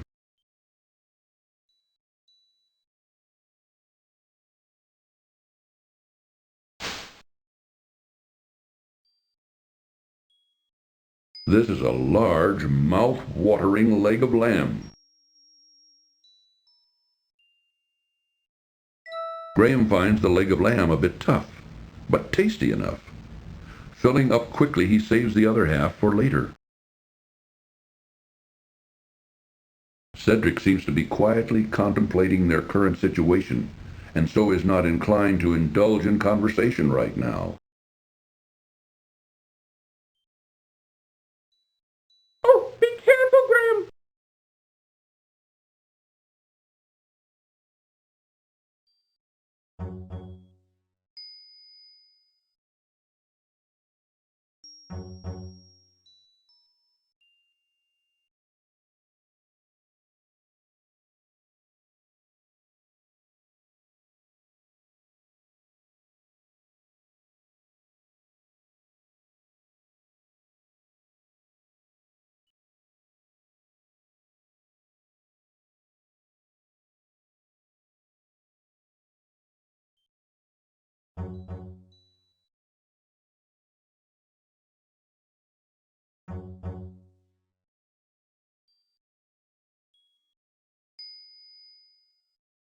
As with the path below, the now frozen waterfall has also washed away parts of this upper trail, which narrowly skirts the mountain edge and then heads off to the east. Graham can see tempting rock outcroppings protruding from the midst of the frozen waterfall.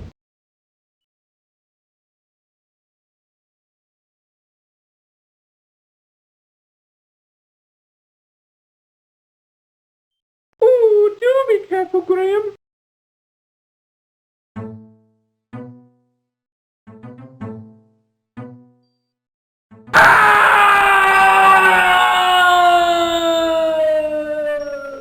Uh-oh, that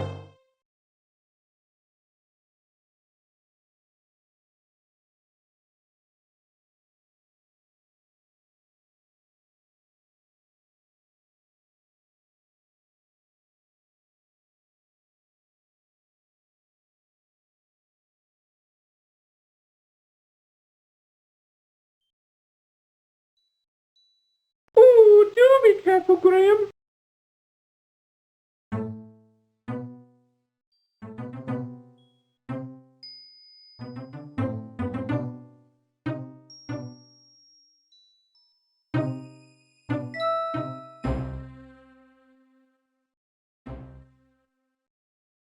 No, stay away from the edge.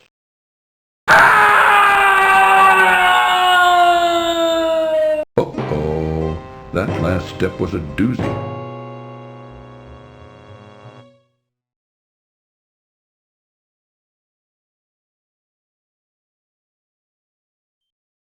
Ooh, do be careful, Graham.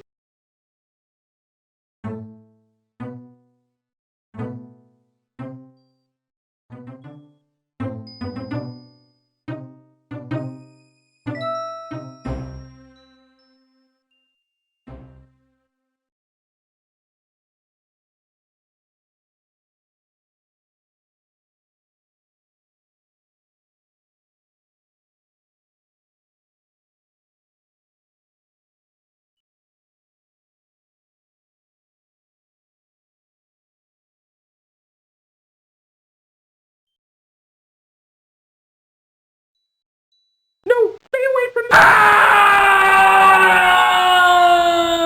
Uh-oh.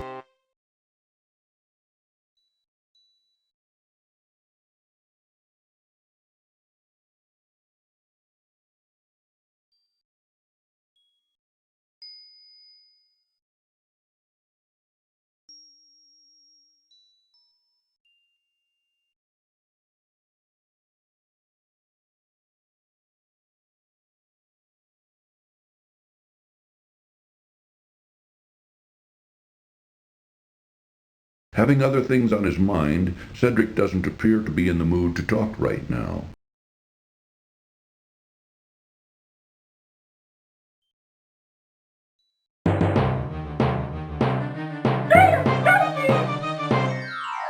Cedric! Graham can see a breathtaking view of distant snow-covered mountains towering majestically above a beautiful valley, with a ribbon of river slicing through it. The snowy path abruptly ends where a gradual slope continues eastward.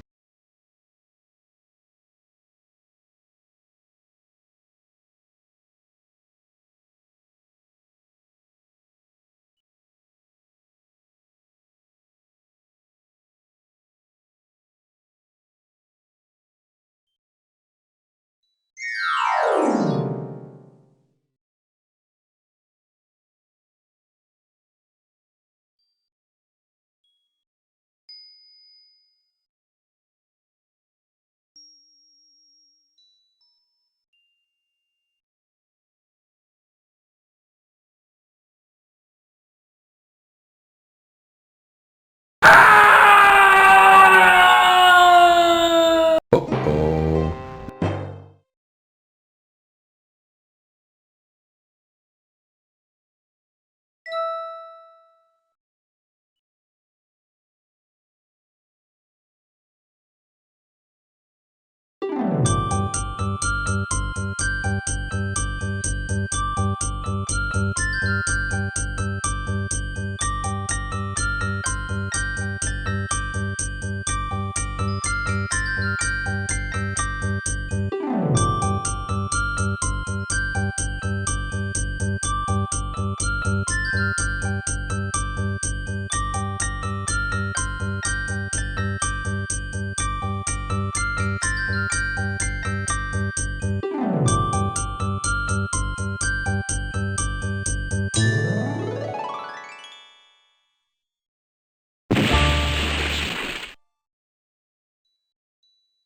Drat, my sled is broken.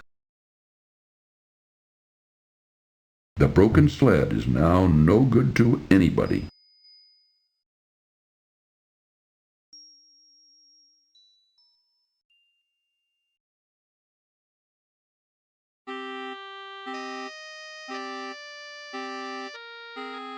A castle buried in snow and ice, perched precariously atop a steep pinnacle. A shivering eagle perches weakly upon a small rock. Despite his own problems, Graham's heart goes out to the poor thing.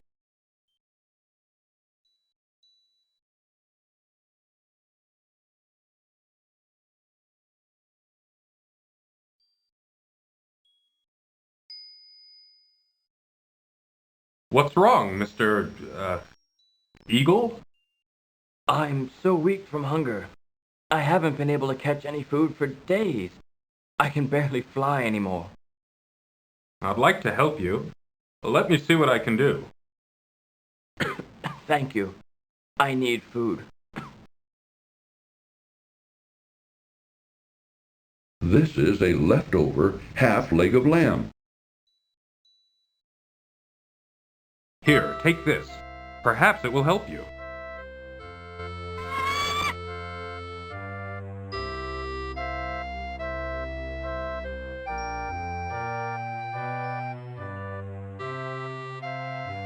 You are a kind man to share your meager food with a poor bird, especially up here in these snowy mountains. Well, I couldn't just stand there and let you starve to death. What kind of person would I be? You have shown yourself to be a kind, compassionate man, and I will not forget what you did for me. Goodbye, dear friend.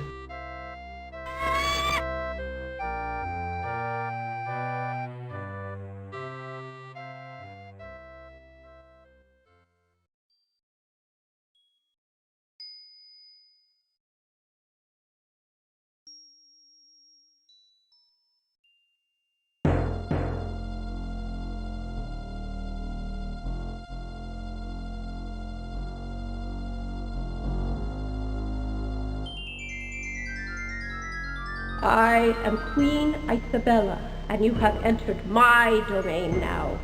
I command you to kneel before me. Since both you and your friend over there have so thoughtlessly invaded my territory without my permission or knowledge, I have decided you shall both be put to death. Take him away, my pet. It is a small harp of beautifully carved mahogany. Warning, this cartoon contains material that may be necessary for information or clues to complete this game.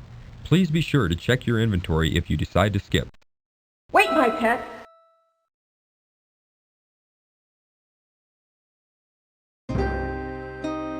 That was very lovely music. I've never heard anything quite that beautiful before. I think I felt my heart melting. Just a little bit.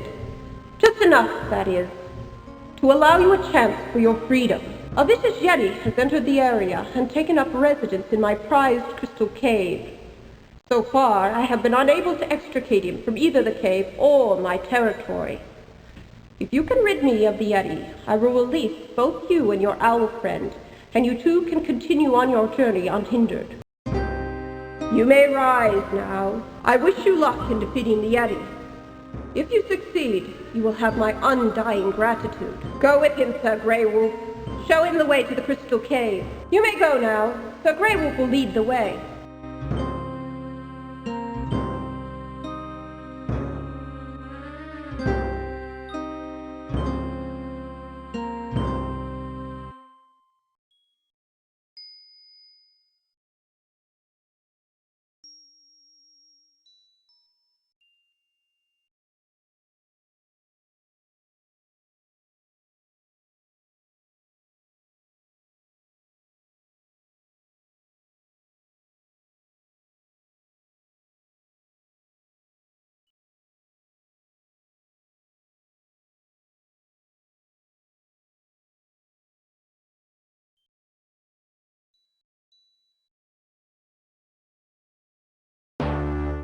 Yonder's the Crystal Cave. There you will find the Yeti.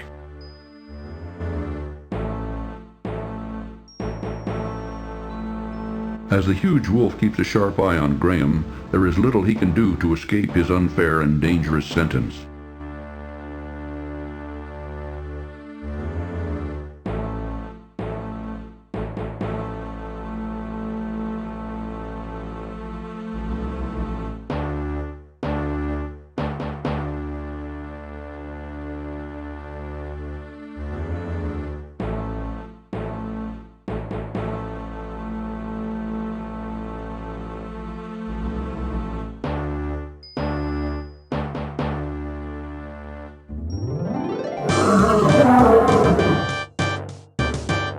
The Yeti! Run, Graham! The custard pie looks delicious. Too late! What an abominable situation Graham has found himself in.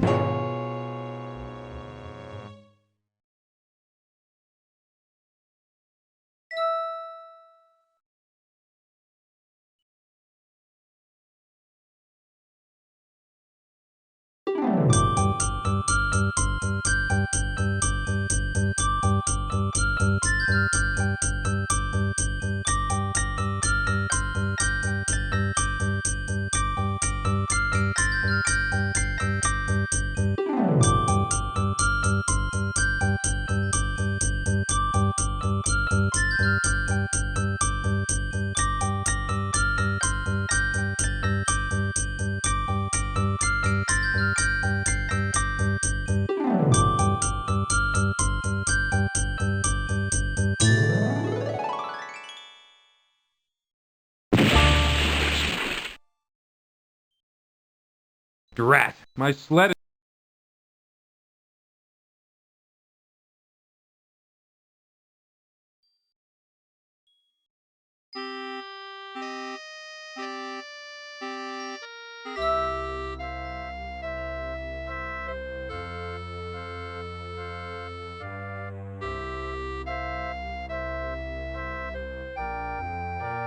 Here, take this.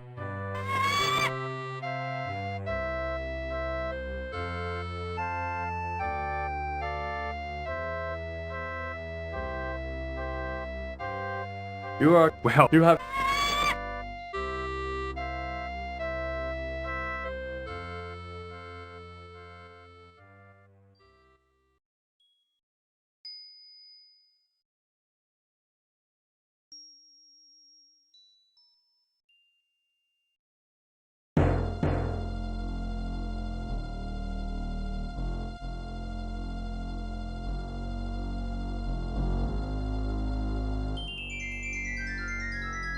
I am Queen Isabella, and you have entered my domain now.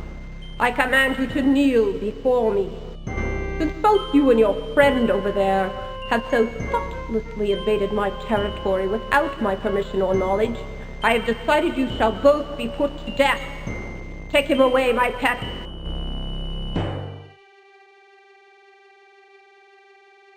Warning, this cartoon contains material. Yonder's the crystal cave. There you will find the Yeti.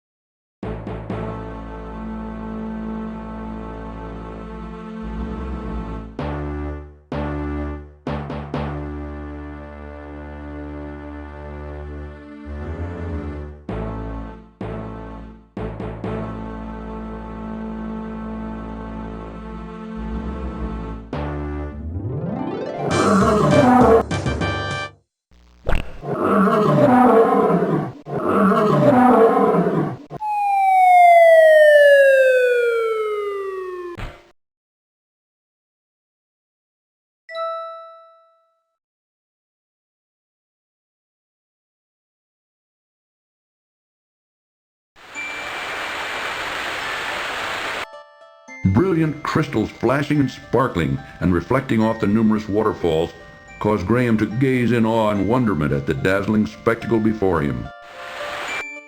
Brilliant crystals.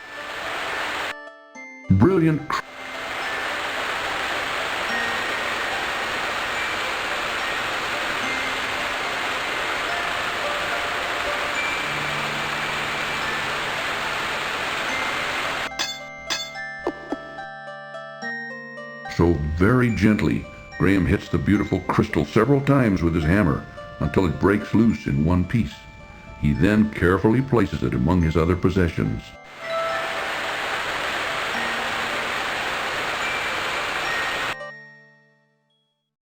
Through the yawning entrance of the cave, Graham can see many beautiful crystals sparkling and flashing from within.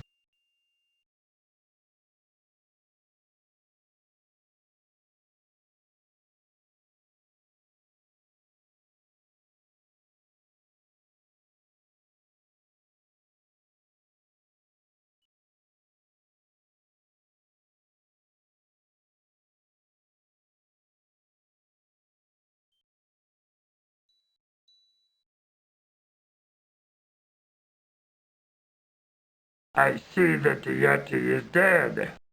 Queen Isabella will be pleased. Come, follow me.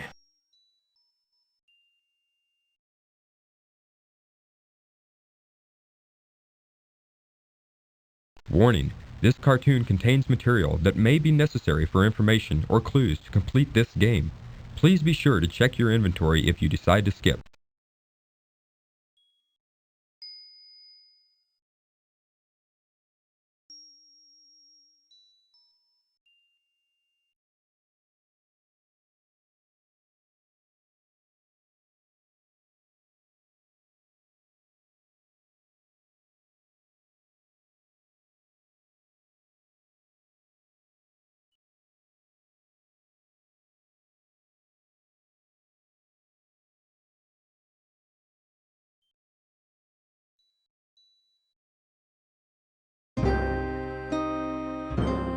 Ah, good. You have returned in victory, I presume. Yes, Your Majesty. The Yeti is dead. He will no longer be a scourge upon your realm. Are my friend and I free to go now? Yes, I keep my promises. I want to thank you for ridding my mountain domain of the horrible Yeti. Please rise, King Graham. Yes, I know who you are, and I have been informed of your quest. I do wish you luck against the wizard Mordack.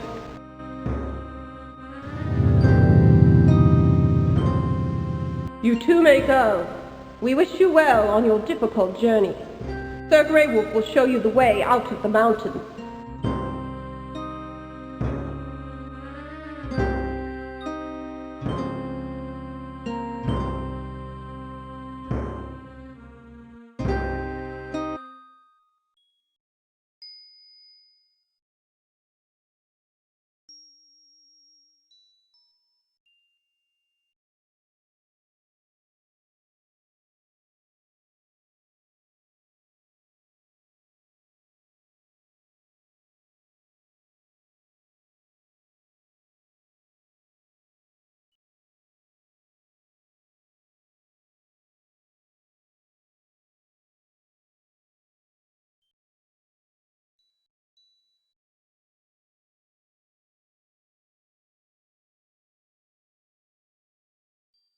Graham's duty's done.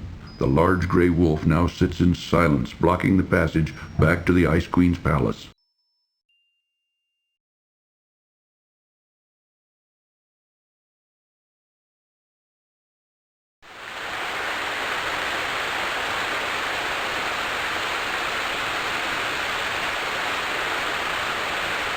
A twisty path winds confusingly along the rocky mountainside. A twisty path winds confusingly along the rocky mountainside. Will we ever find our way out of these mountains, Graham? I don't know, Cedric. I'm beginning to wonder.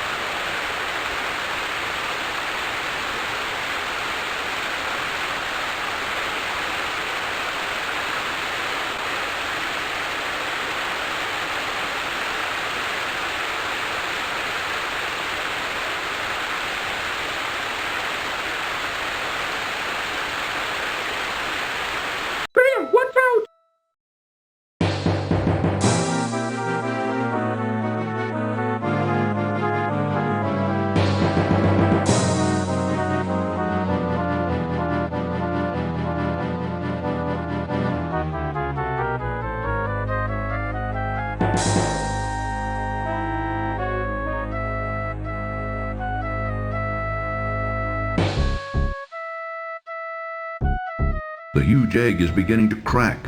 This is a bad situation indeed. Graham rescues a lovely golden locket from the leafy clutches of the rock's nest.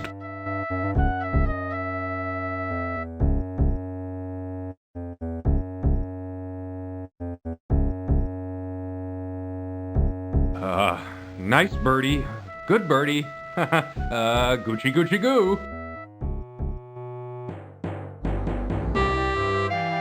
Hang on, I'll get you out of this.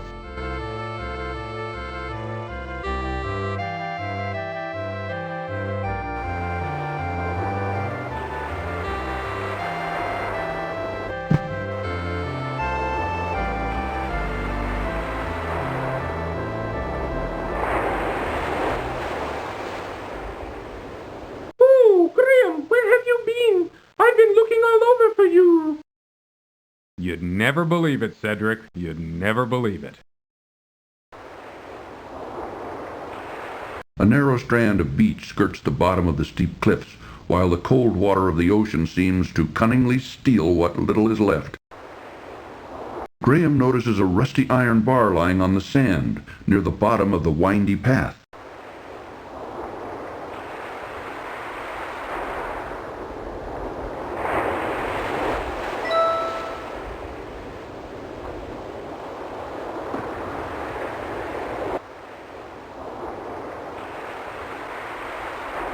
Graham notices a ship's bell hanging near the door of the house. A makeshift house fashioned from the bow of a wrecked ship occupies the south end of a small, narrow beach. The ocean's cold water seems to lap hungrily toward the small ship house built against the steep cliffs of the narrow beach.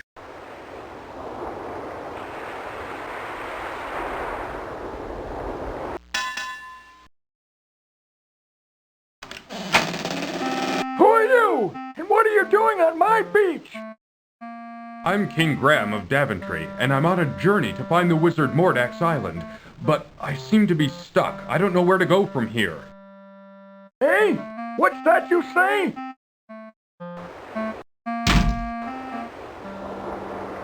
Ooh, isn't this a funny house, Graham?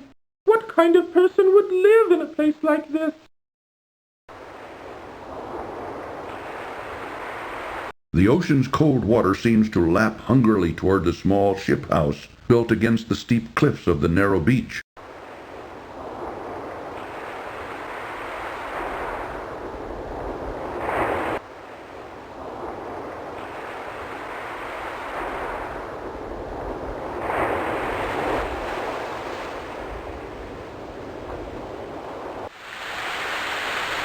Look, Graham, there's a boat here. Maybe we can use it. A cascading waterfall, though very beautiful, nevertheless cuts off further travel up the coast. The narrow beach at the base of the steep rocky cliff widens here a bit, while the chilly ocean continues to beat relentlessly upon it. Cedric looks with wonder at the beautiful beach. Having other things on his mind, Cedric doesn't appear to be in the mood to talk right now.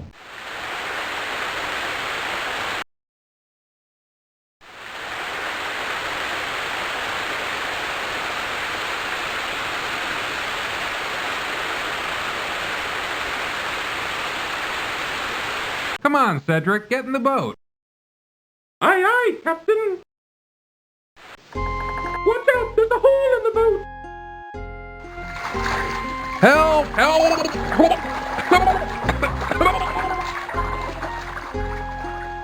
Thanks for playing King's Quest V.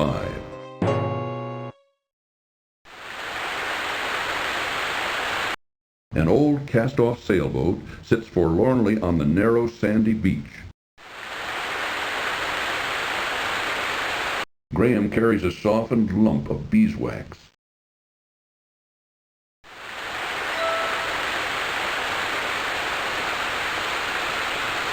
Firmly, Graham wedges the softened piece of beeswax into the small hole in the boat's hull. Hopefully, the wax will hold and make her seaworthy.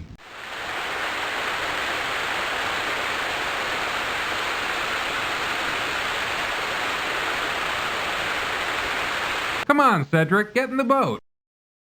Aye, aye, Captain.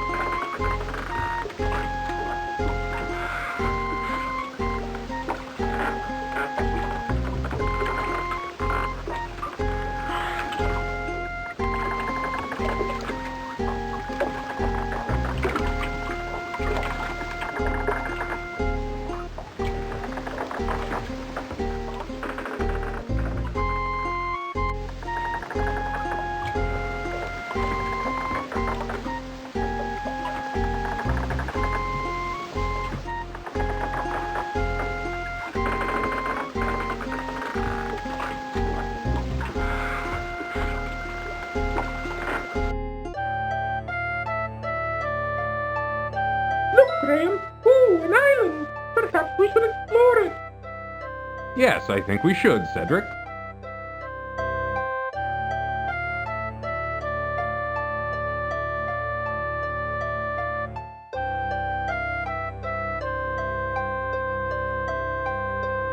Oh, Graham, I don't like the looks of this. Me neither. Graham, help me!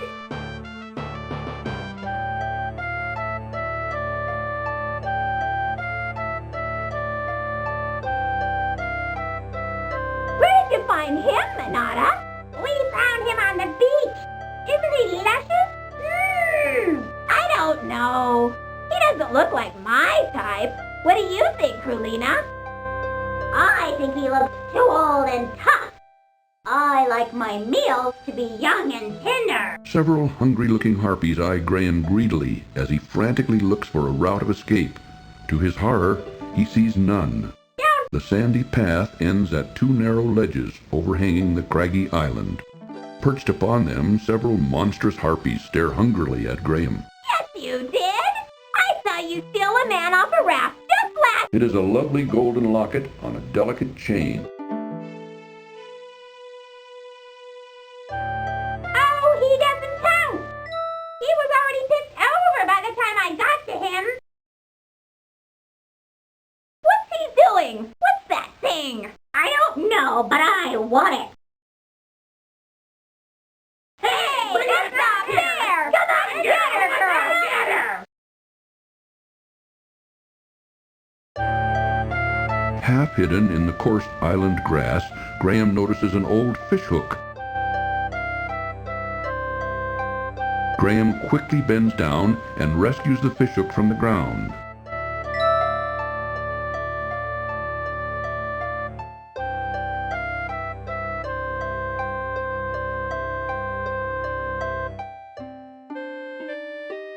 Poor Cedric.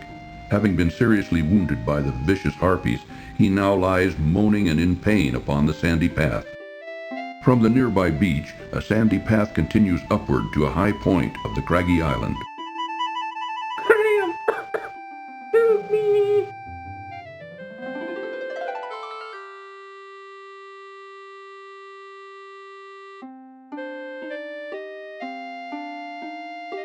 Cedric, where do you hurt? Oh, everywhere.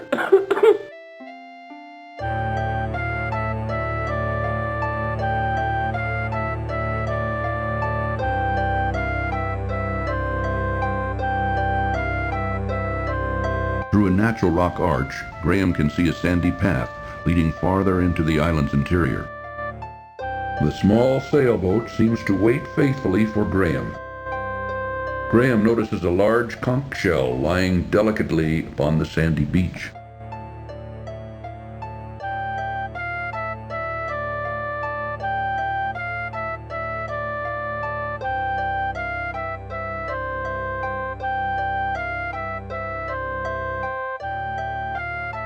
Graham bends over and picks up the beautifully colored shell.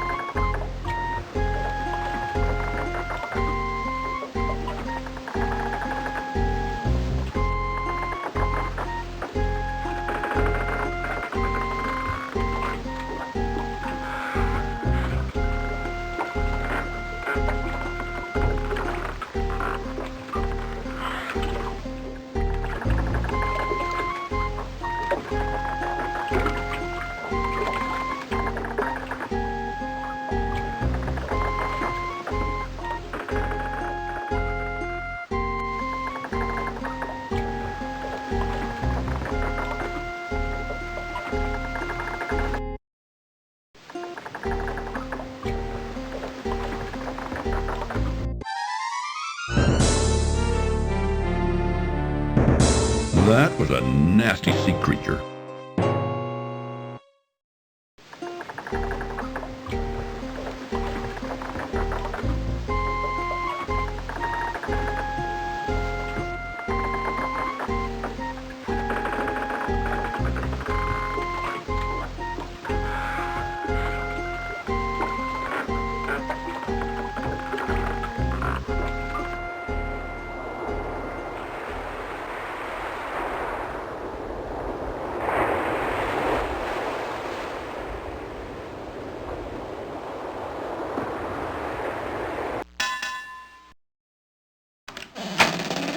You still here?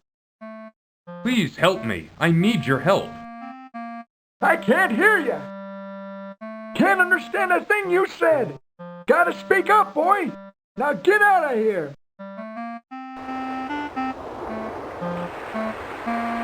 Graham can almost hear the ocean inside the spiral shell of the conch.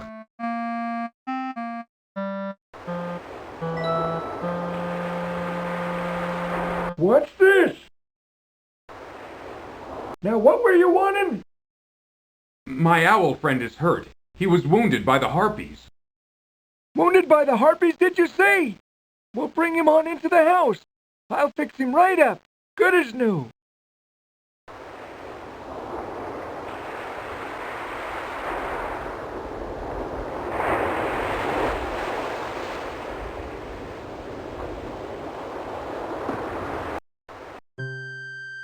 Lay him on the bed there. These poultices should fix the little feller up good as new.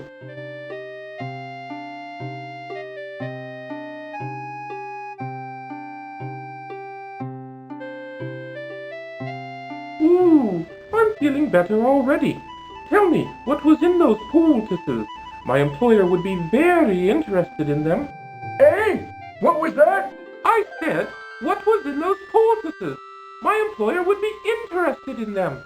Gifts from the sea, lad. Gifts from the sea. Ain't nothing special. You just gotta know how to use them. I don't think he'd find them particularly interesting. Now, son, what was it you were trying to tell me before? I was trying to find out where the wizard Mordack's island is. He kidnapped my family and is holding them hostage there. I must get to them before it's too late. Oh, I'm right sorry to hear about that. He's a nasty one, that Mordack. I wouldn't want to tangle with him. I tried to talk you out of going there, except I can see you can't leave your poor defenseless family unaided. I can enlist someone who can lead you straight to his island. Follow me outside.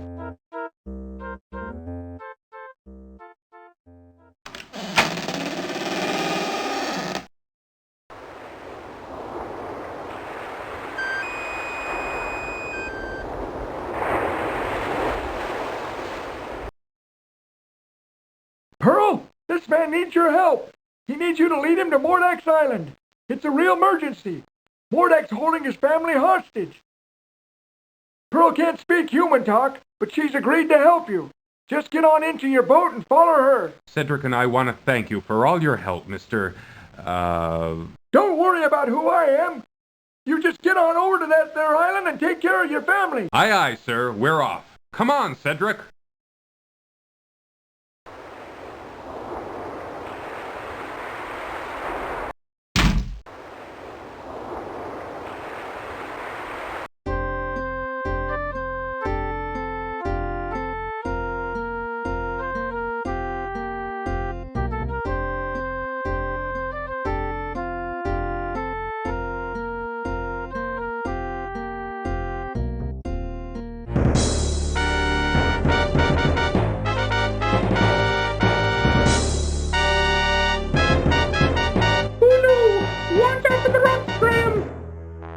Brace yourself, Cedric!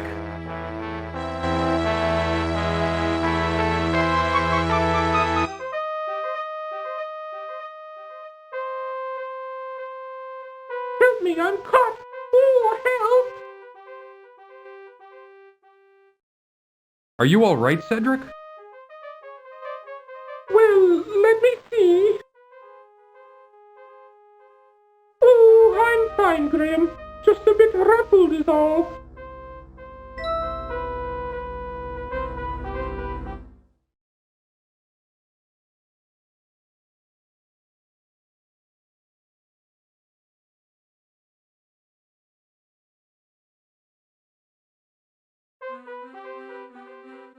A crude set of stairs has been carved into the rocky cliffs of Mordack's island. Above them, a narrow, winding trail leads on up to his castle. Now what? Graham's boat has been dashed to pieces against the jagged rocks of Mordack's island. A dead fish lies on the sand beach at the foot of the rocky stairs. Ugh, a dead fish. Oh, maybe I can use it.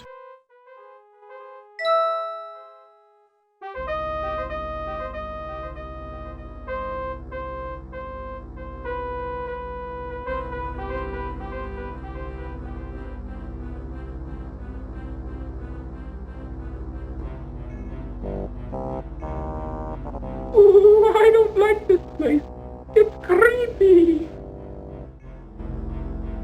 Two monstrous statues of grotesque, distorted serpents face each other across the narrow trail leading to Mordack's castle. A bizarre castle seeming to rise up out of the very rocks of the strange island like some sort of grotesque growth beckons, yet repels at the same time.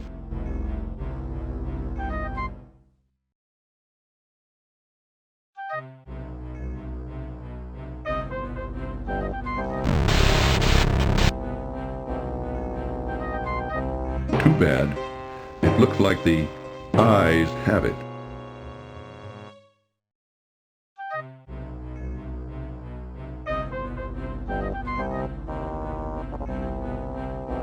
The brilliant crystal shard feels smooth in Graham's hands.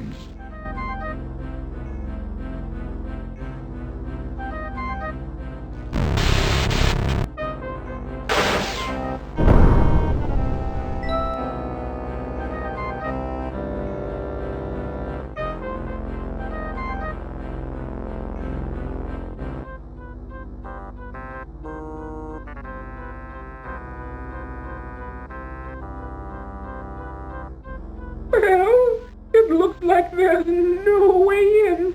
Let's turn back. Come on, Cedric!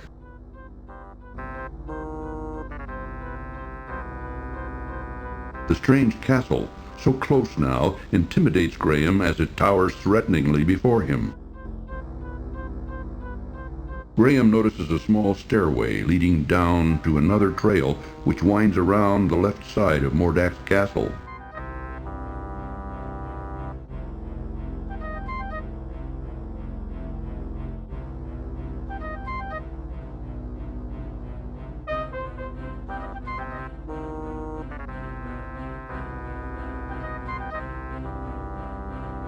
See?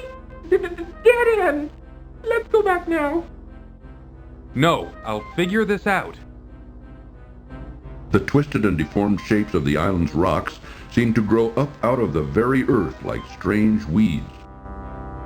Graham notices a rusted grate embedded into a stone platform next to Mordack's castle. The heavy iron bar is a bit rusted from being out in the weather.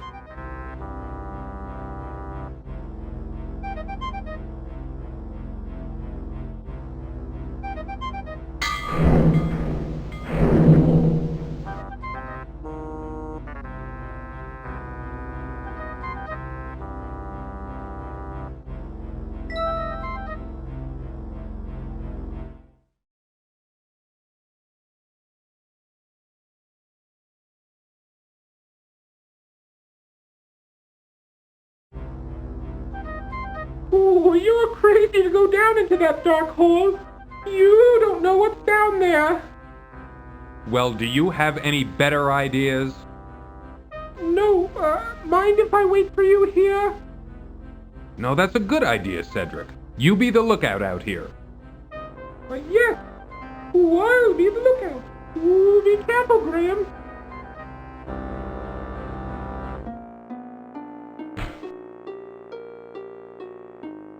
Graham looks around in terrified confusion as he finds himself in a labyrinth somewhere underneath Mordack's castle.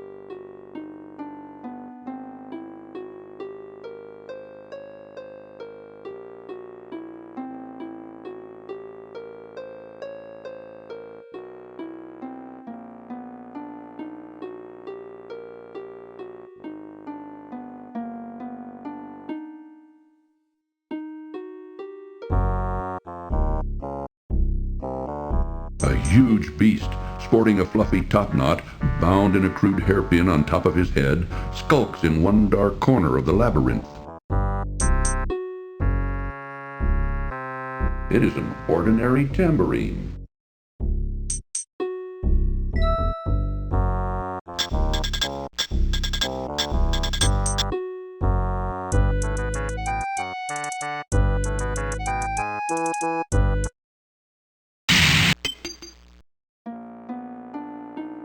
Graham sees the beast's hairpin lying on the stone floor of the labyrinth.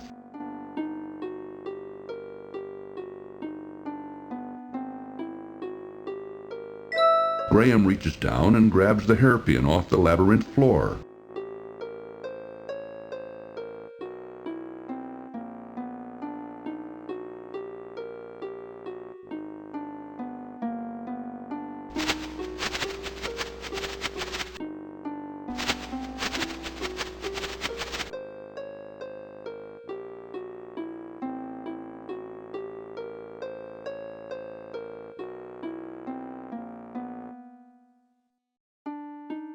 There is a wooden door here. Perhaps it will lead into the castle.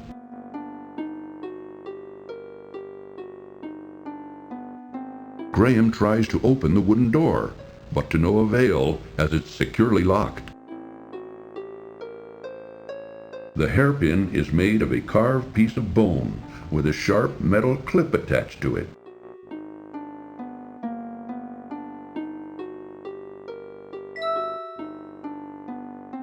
Graham inserts the hairpin into the door's large keyhole and discovers, to his amazement, that it fits perfectly.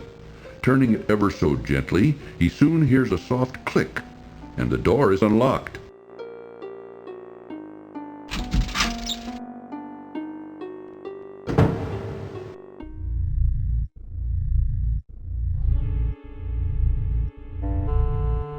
A closed cupboard in the corner of the pantry catches Graham's interest.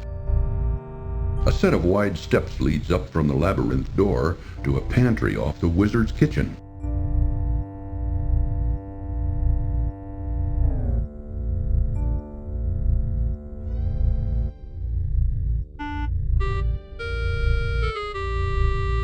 Inside the cupboard, Graham's eyes fall upon a bag of dried peas. Reaching into the open cupboard, Graham retrieves the bag of dried peas.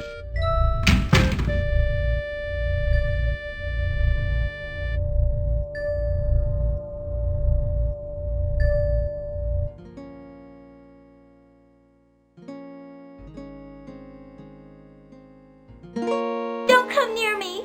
Leave me alone! I would never hurt you. I'd like to help you. I don't believe you! You're probably one of them! I'm not. Believe me.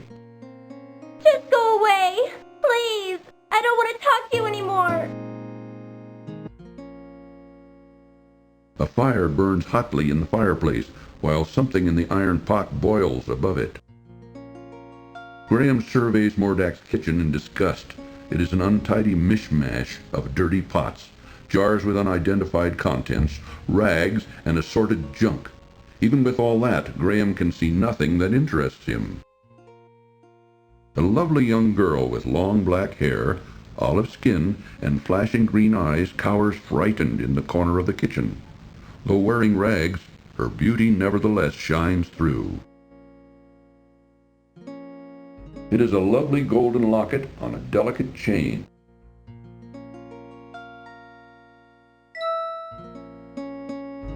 Warning: this cartoon contains material that may be necessary for information or clues to complete this game. Please be sure to check your inventory if you decide to skip.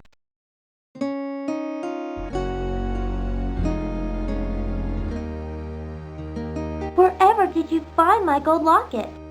I thought it was gone for good. I lost it on the island just after I was brought here by Mordack. You wouldn't believe me even if I told you. But tell me, who are you, and how did you come to be here?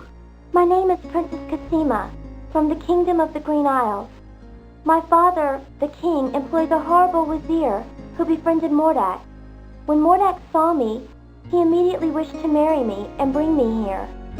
Naturally, I refused, and my father agreed with me. But our refusal angered him so much that he sold me here anyway and put me to work as a scullery girl. He says he will never let me go, that a scullery girl I will remain until I agree to marry him. But the thought revolts me. What am I to do? Don't worry, I'm here to save my family from the evil wizard. He's got them here someplace, imprisoned inside a glass bottle.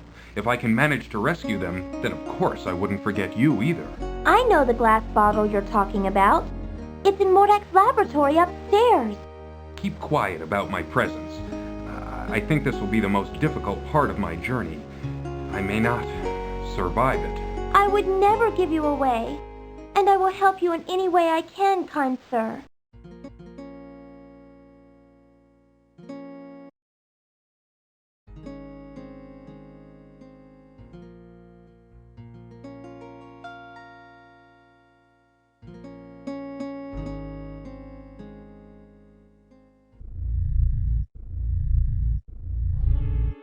A hideous yet fascinating pipe organ commands attention as Graham walks through a downstairs hallway. Two distorted figures of bird-like women flank both sides of the monstrous pipe organ.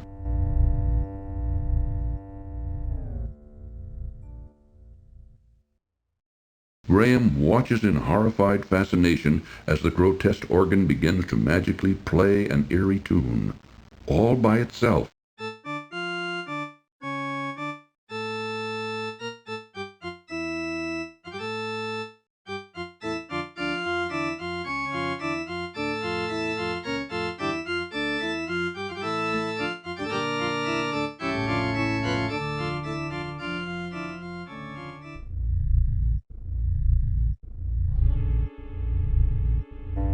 This appears to be the huge dining hall of the castle.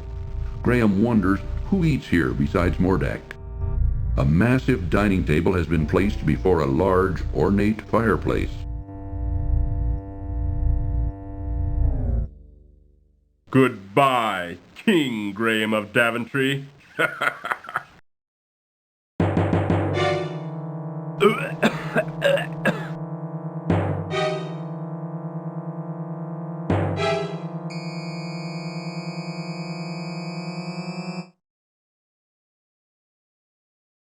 Poor Graham. Mordack shows no mercy.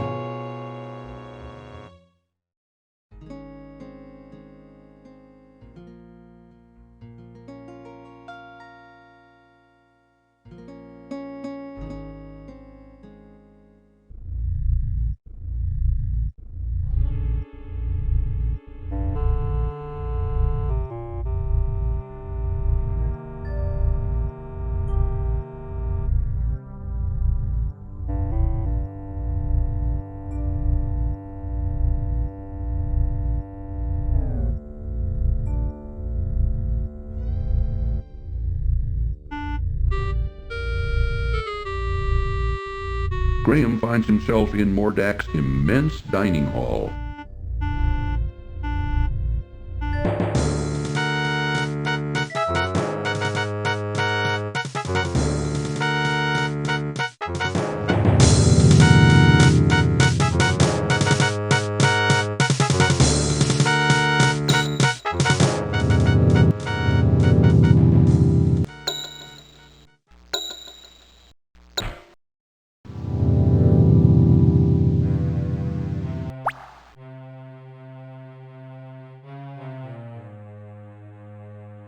Graham finds himself in a dirty, dingy cell somewhere below Mordack's castle. Above him, Graham can see a damp, rusty grate leading to who knows where. Graham can see a small, moldy piece of cheese just inside the mouse hole. Graham can almost reach the piece of cheese inside the mouse hole, but finds his hand too large to reach very far.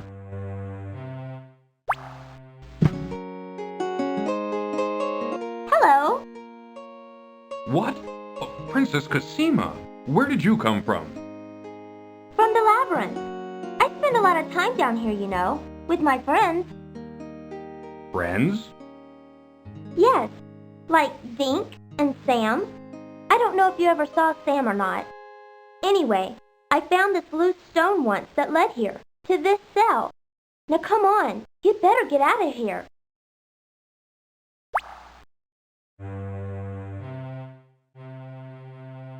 Graham can see a small, moldy piece of cheese just inside the mouse hole. This is a rusted old fishhook. There, got it. The fishhook did the trick in retrieving the piece of cheese from the mouse hole.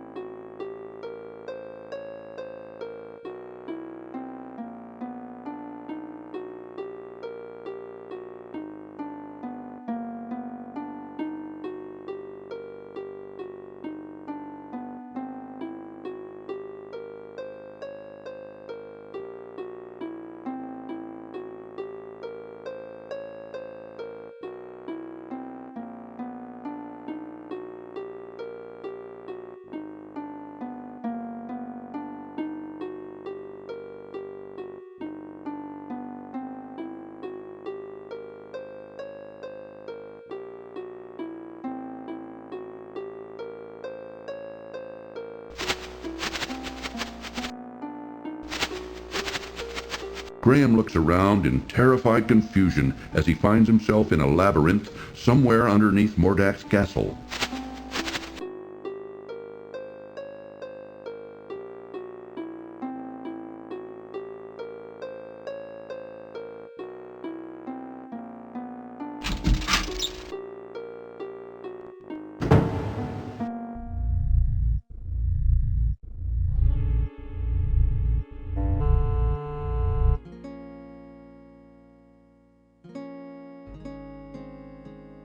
By the way, who are you? I'm King Graham of Daventry. I think I know where that is. It's very far from my home, though. Don't worry. Somehow, I'll get you home again. But first, I've got to save my family. Yes, well, I'll stand by you, King Graham. I'll help if I can. Thanks. I may need it. Well, I'd better get back to work. And you should keep out of sight. Aye, aye, m'lady.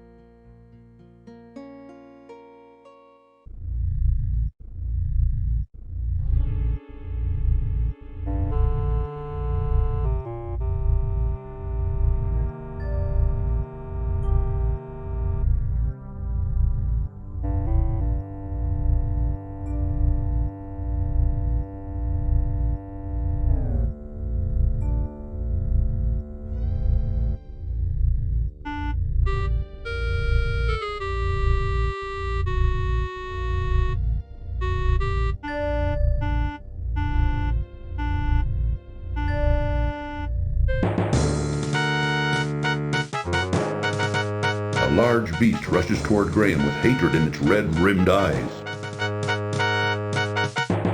The bag is full of round, dried peas.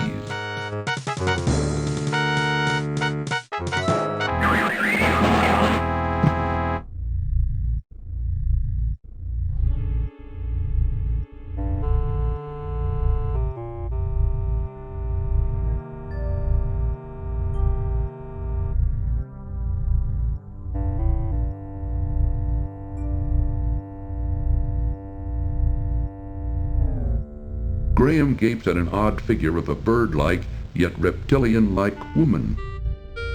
Graham looks in astonishment around the strange foyer filled with an assortment of bizarre oddities.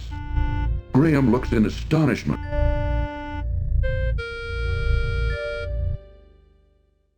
Curiously, Graham looks at the strange figure, but sees nothing of use.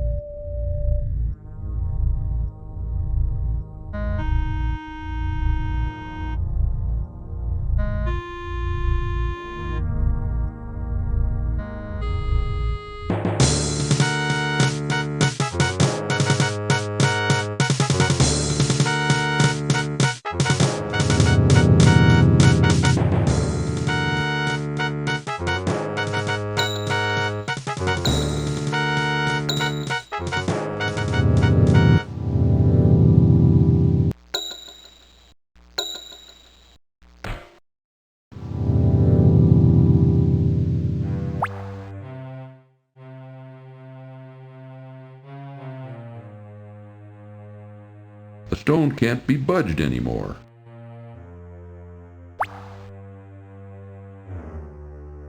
Water, dripping down strands of slimy vegetation hanging from the ceiling, forms a small pool on the cell's cold stone floor.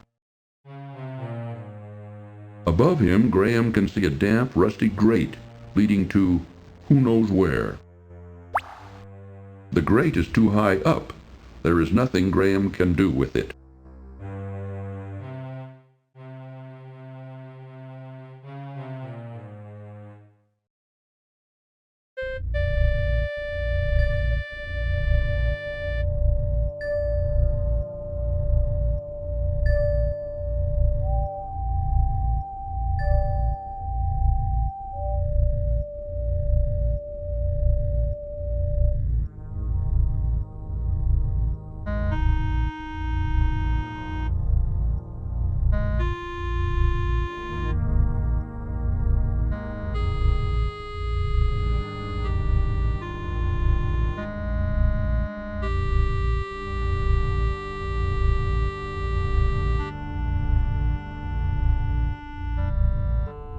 The black cat eyes Graham suspiciously.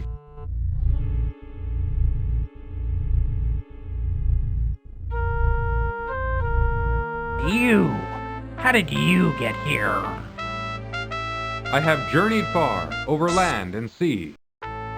Never mind. Your journey is now over.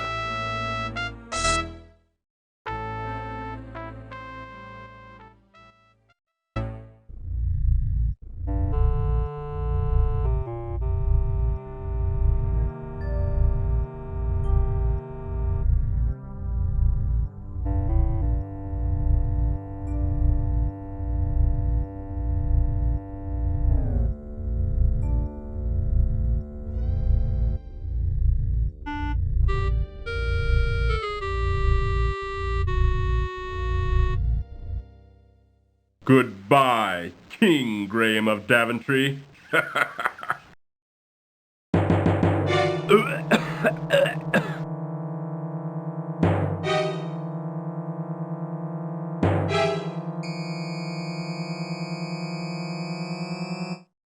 Poor Graham. Mordack shows no mercy.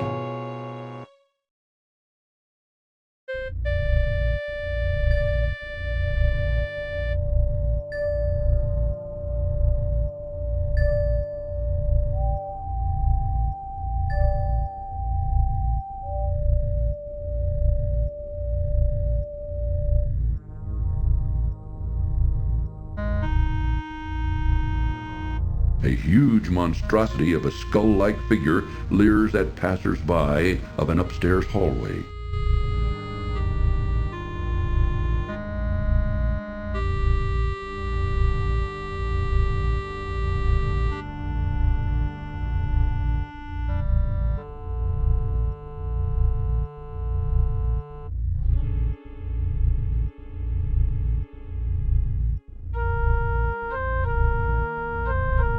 Phew!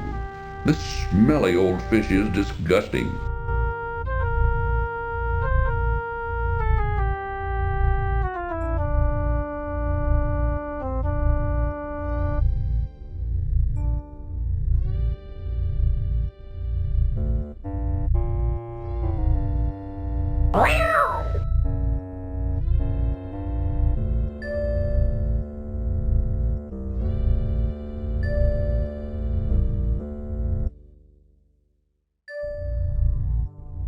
It wouldn't be wise for Graham to carry the cat around.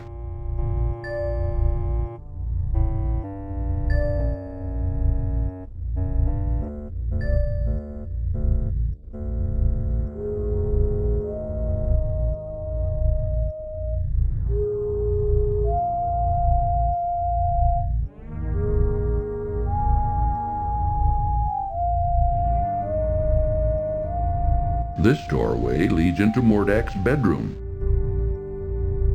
Graham can see into Mordack's laboratory through the doorway.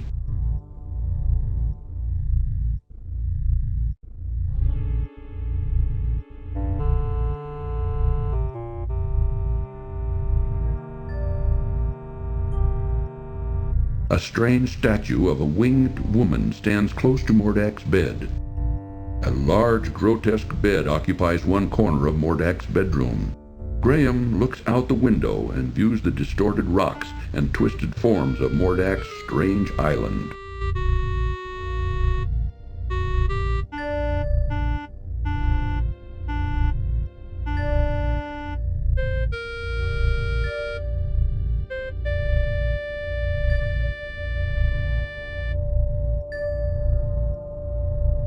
Many books and scrolls line the shelves of Mordack's library.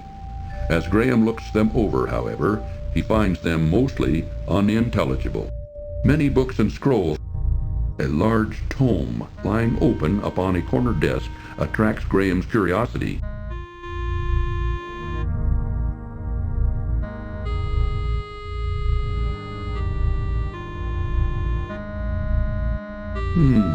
This looks interesting.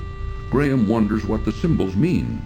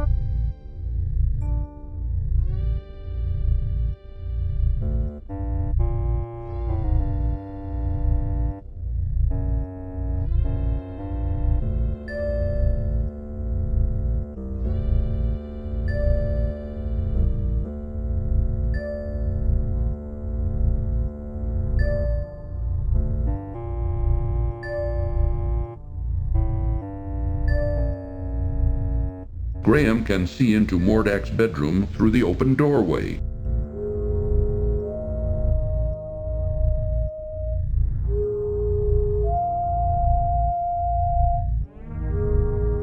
Many books and scrolls line the shelves of Mordack's library. As Graham looks them over, however, he finds them mostly unintelligible.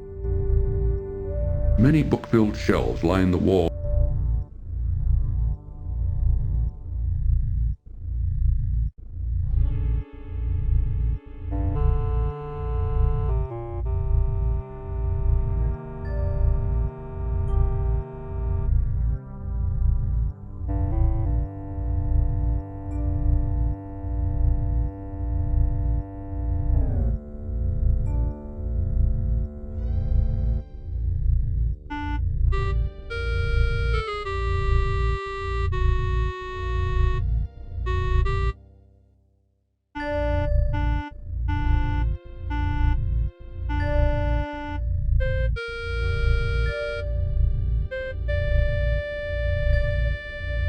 Mordack lies asleep on his huge, horrendous bed. Mordack's wand lies temptingly upon the small table near his bed.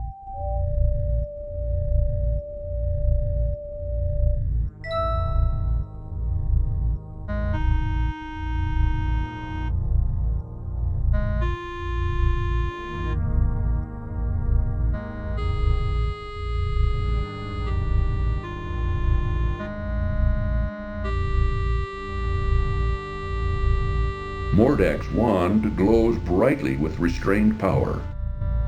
Green mold covers the small piece of cheese.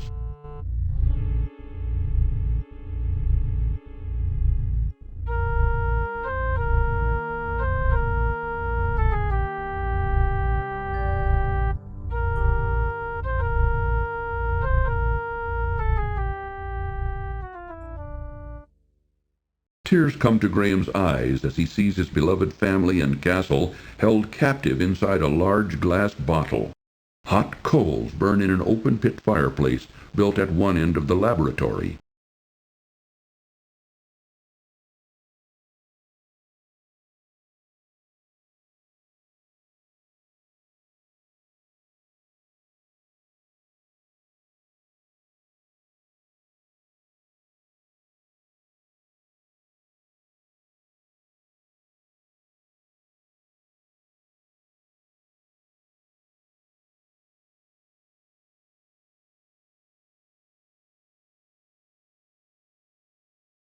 Graham has no idea what Mordack does with this strange contraption, but it couldn't be good.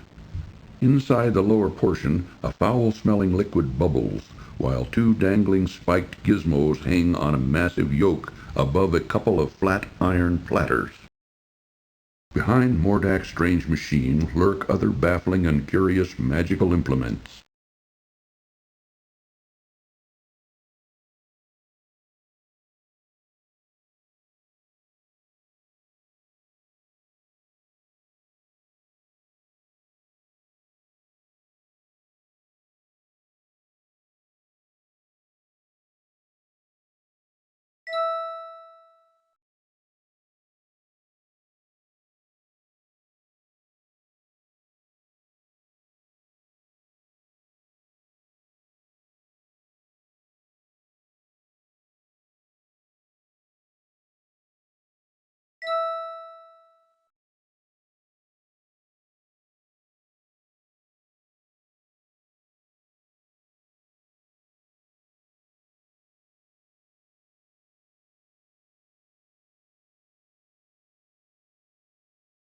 Graham tosses the moldy cheese into the machine's bubbling liquid.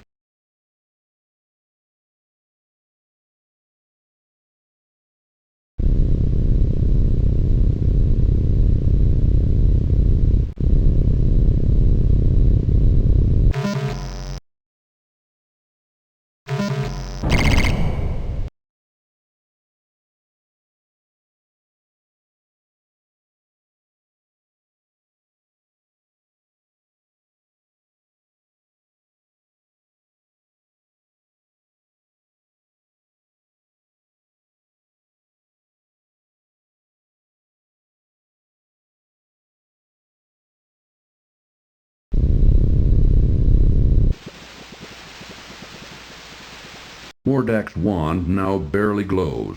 Perhaps its power has weakened, while Christman's old wand now appears completely energized.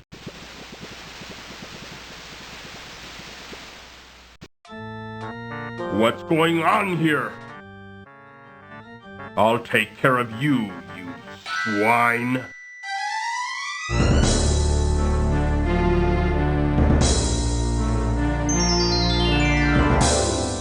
Graham, I've heard from Crispin.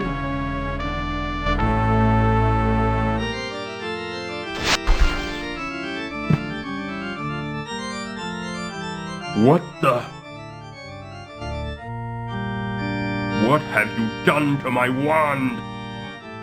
You think you can outwit me, little man? Ha! Let me show you a thing or two.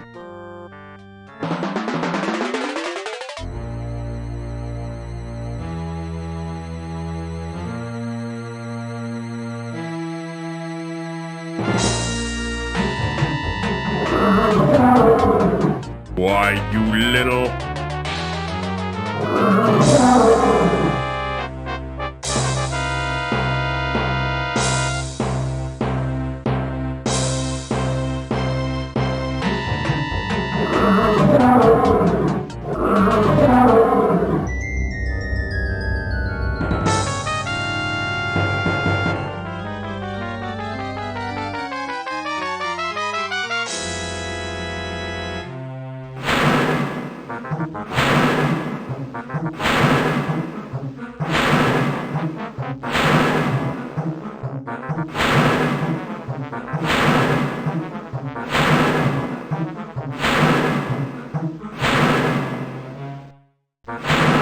You think you're so smart, don't you? Well, I've got you now.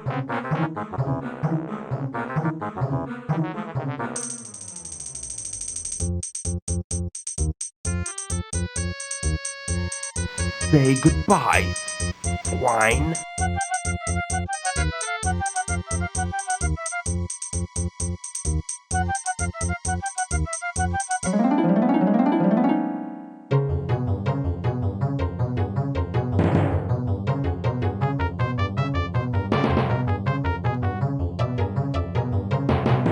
So, this is the way you want to play.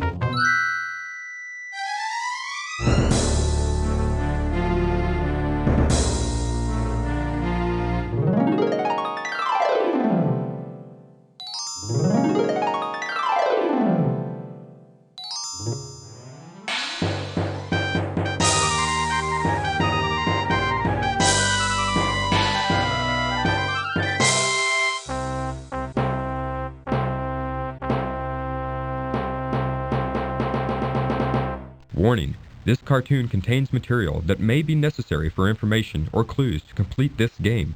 Please be sure to check your inventory if you decide to skip.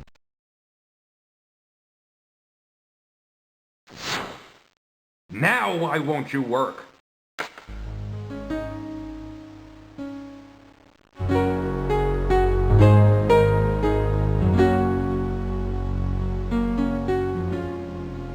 Oh, Princess Cosima. Well, I did it. Mordack is dead. Dead? Are you sure? Maybe he's only trying to trick you. He's dead, all right. He turned himself into a fire, and I put him out with rainwater. He'll never bother anyone else ever again. But now I have a bigger problem. I don't know what to do about my family or my castle. I don't know how to turn them back to normal. After all you've been through, there must be a way. Crispin! I have the solution to all your problems, Graham.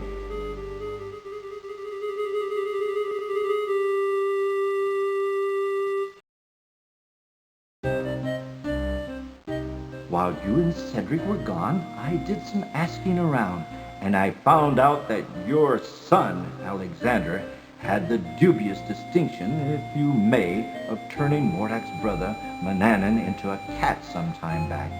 Obviously, this deed angered Mordack, who could do nothing about it, since this particular spell could only be undone by the actual perpetrator, your son. It doesn't take a great genius to figure out that Mordack took your family and castle in revenge to try to persuade Alexander to restore Manannan back to his old self. I did discover, as now I see, that your castle and family were miniaturized and imprisoned inside a glass bottle. I did some research and found the spell for turning everything back to normal. Now watch.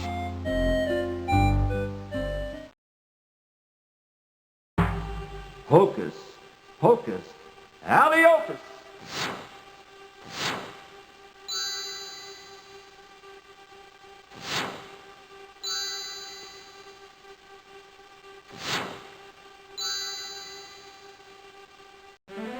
Valonies! My children! My joy knows no limits! Oh, Father, I'm so glad you're here.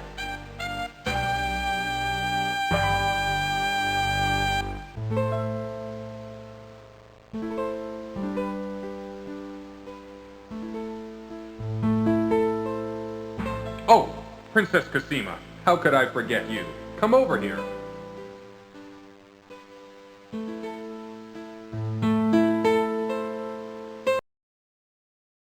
Let me introduce you to my family.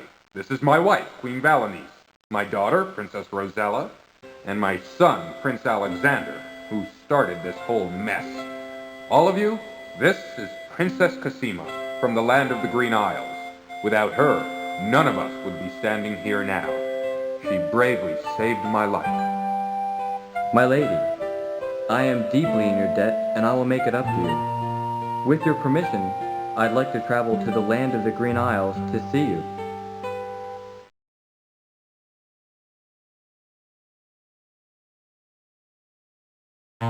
All right, now that we've done with all the formalities, let's get on with business, shall we? Higgledy! Higgledy! Pooh! Be assured that your castle is right back where it belongs, and the right size too. But now it's time that everyone return to their homes, with my help, of course. Alakazam, Alakazoo, Alakaz... Wait! What about Cedric? Where is Cedric? Over there! Mordack may have killed him. Is there anything you can do about it? Let me think. Ah, yes! I think I know. Abracabara? No, abracadora? Now what is that confounded word?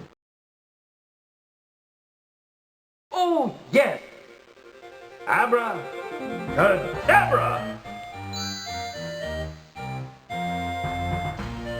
Oh, Crispin! Cedric, it sure is good to see you again. Oh, likewise, I'm sure. All right, enough is enough. Let's get on with it. Okay, Cosima, let's send you home first. Wasn't that the land of the Green Isles? Yes, that's right. I can't wait to see my parents again. Goodbye, Alexander. Perhaps we'll meet again. You can be sure of that, my lady.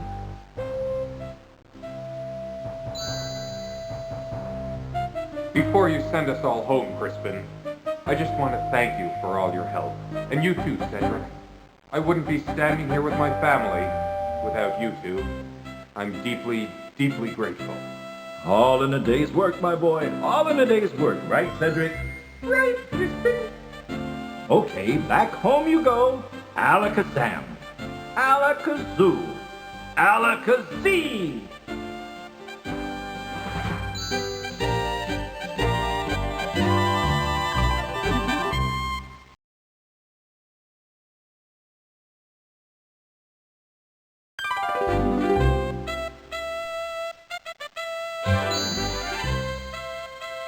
Well, there she is, our happy home, and we're all safe and sound once more.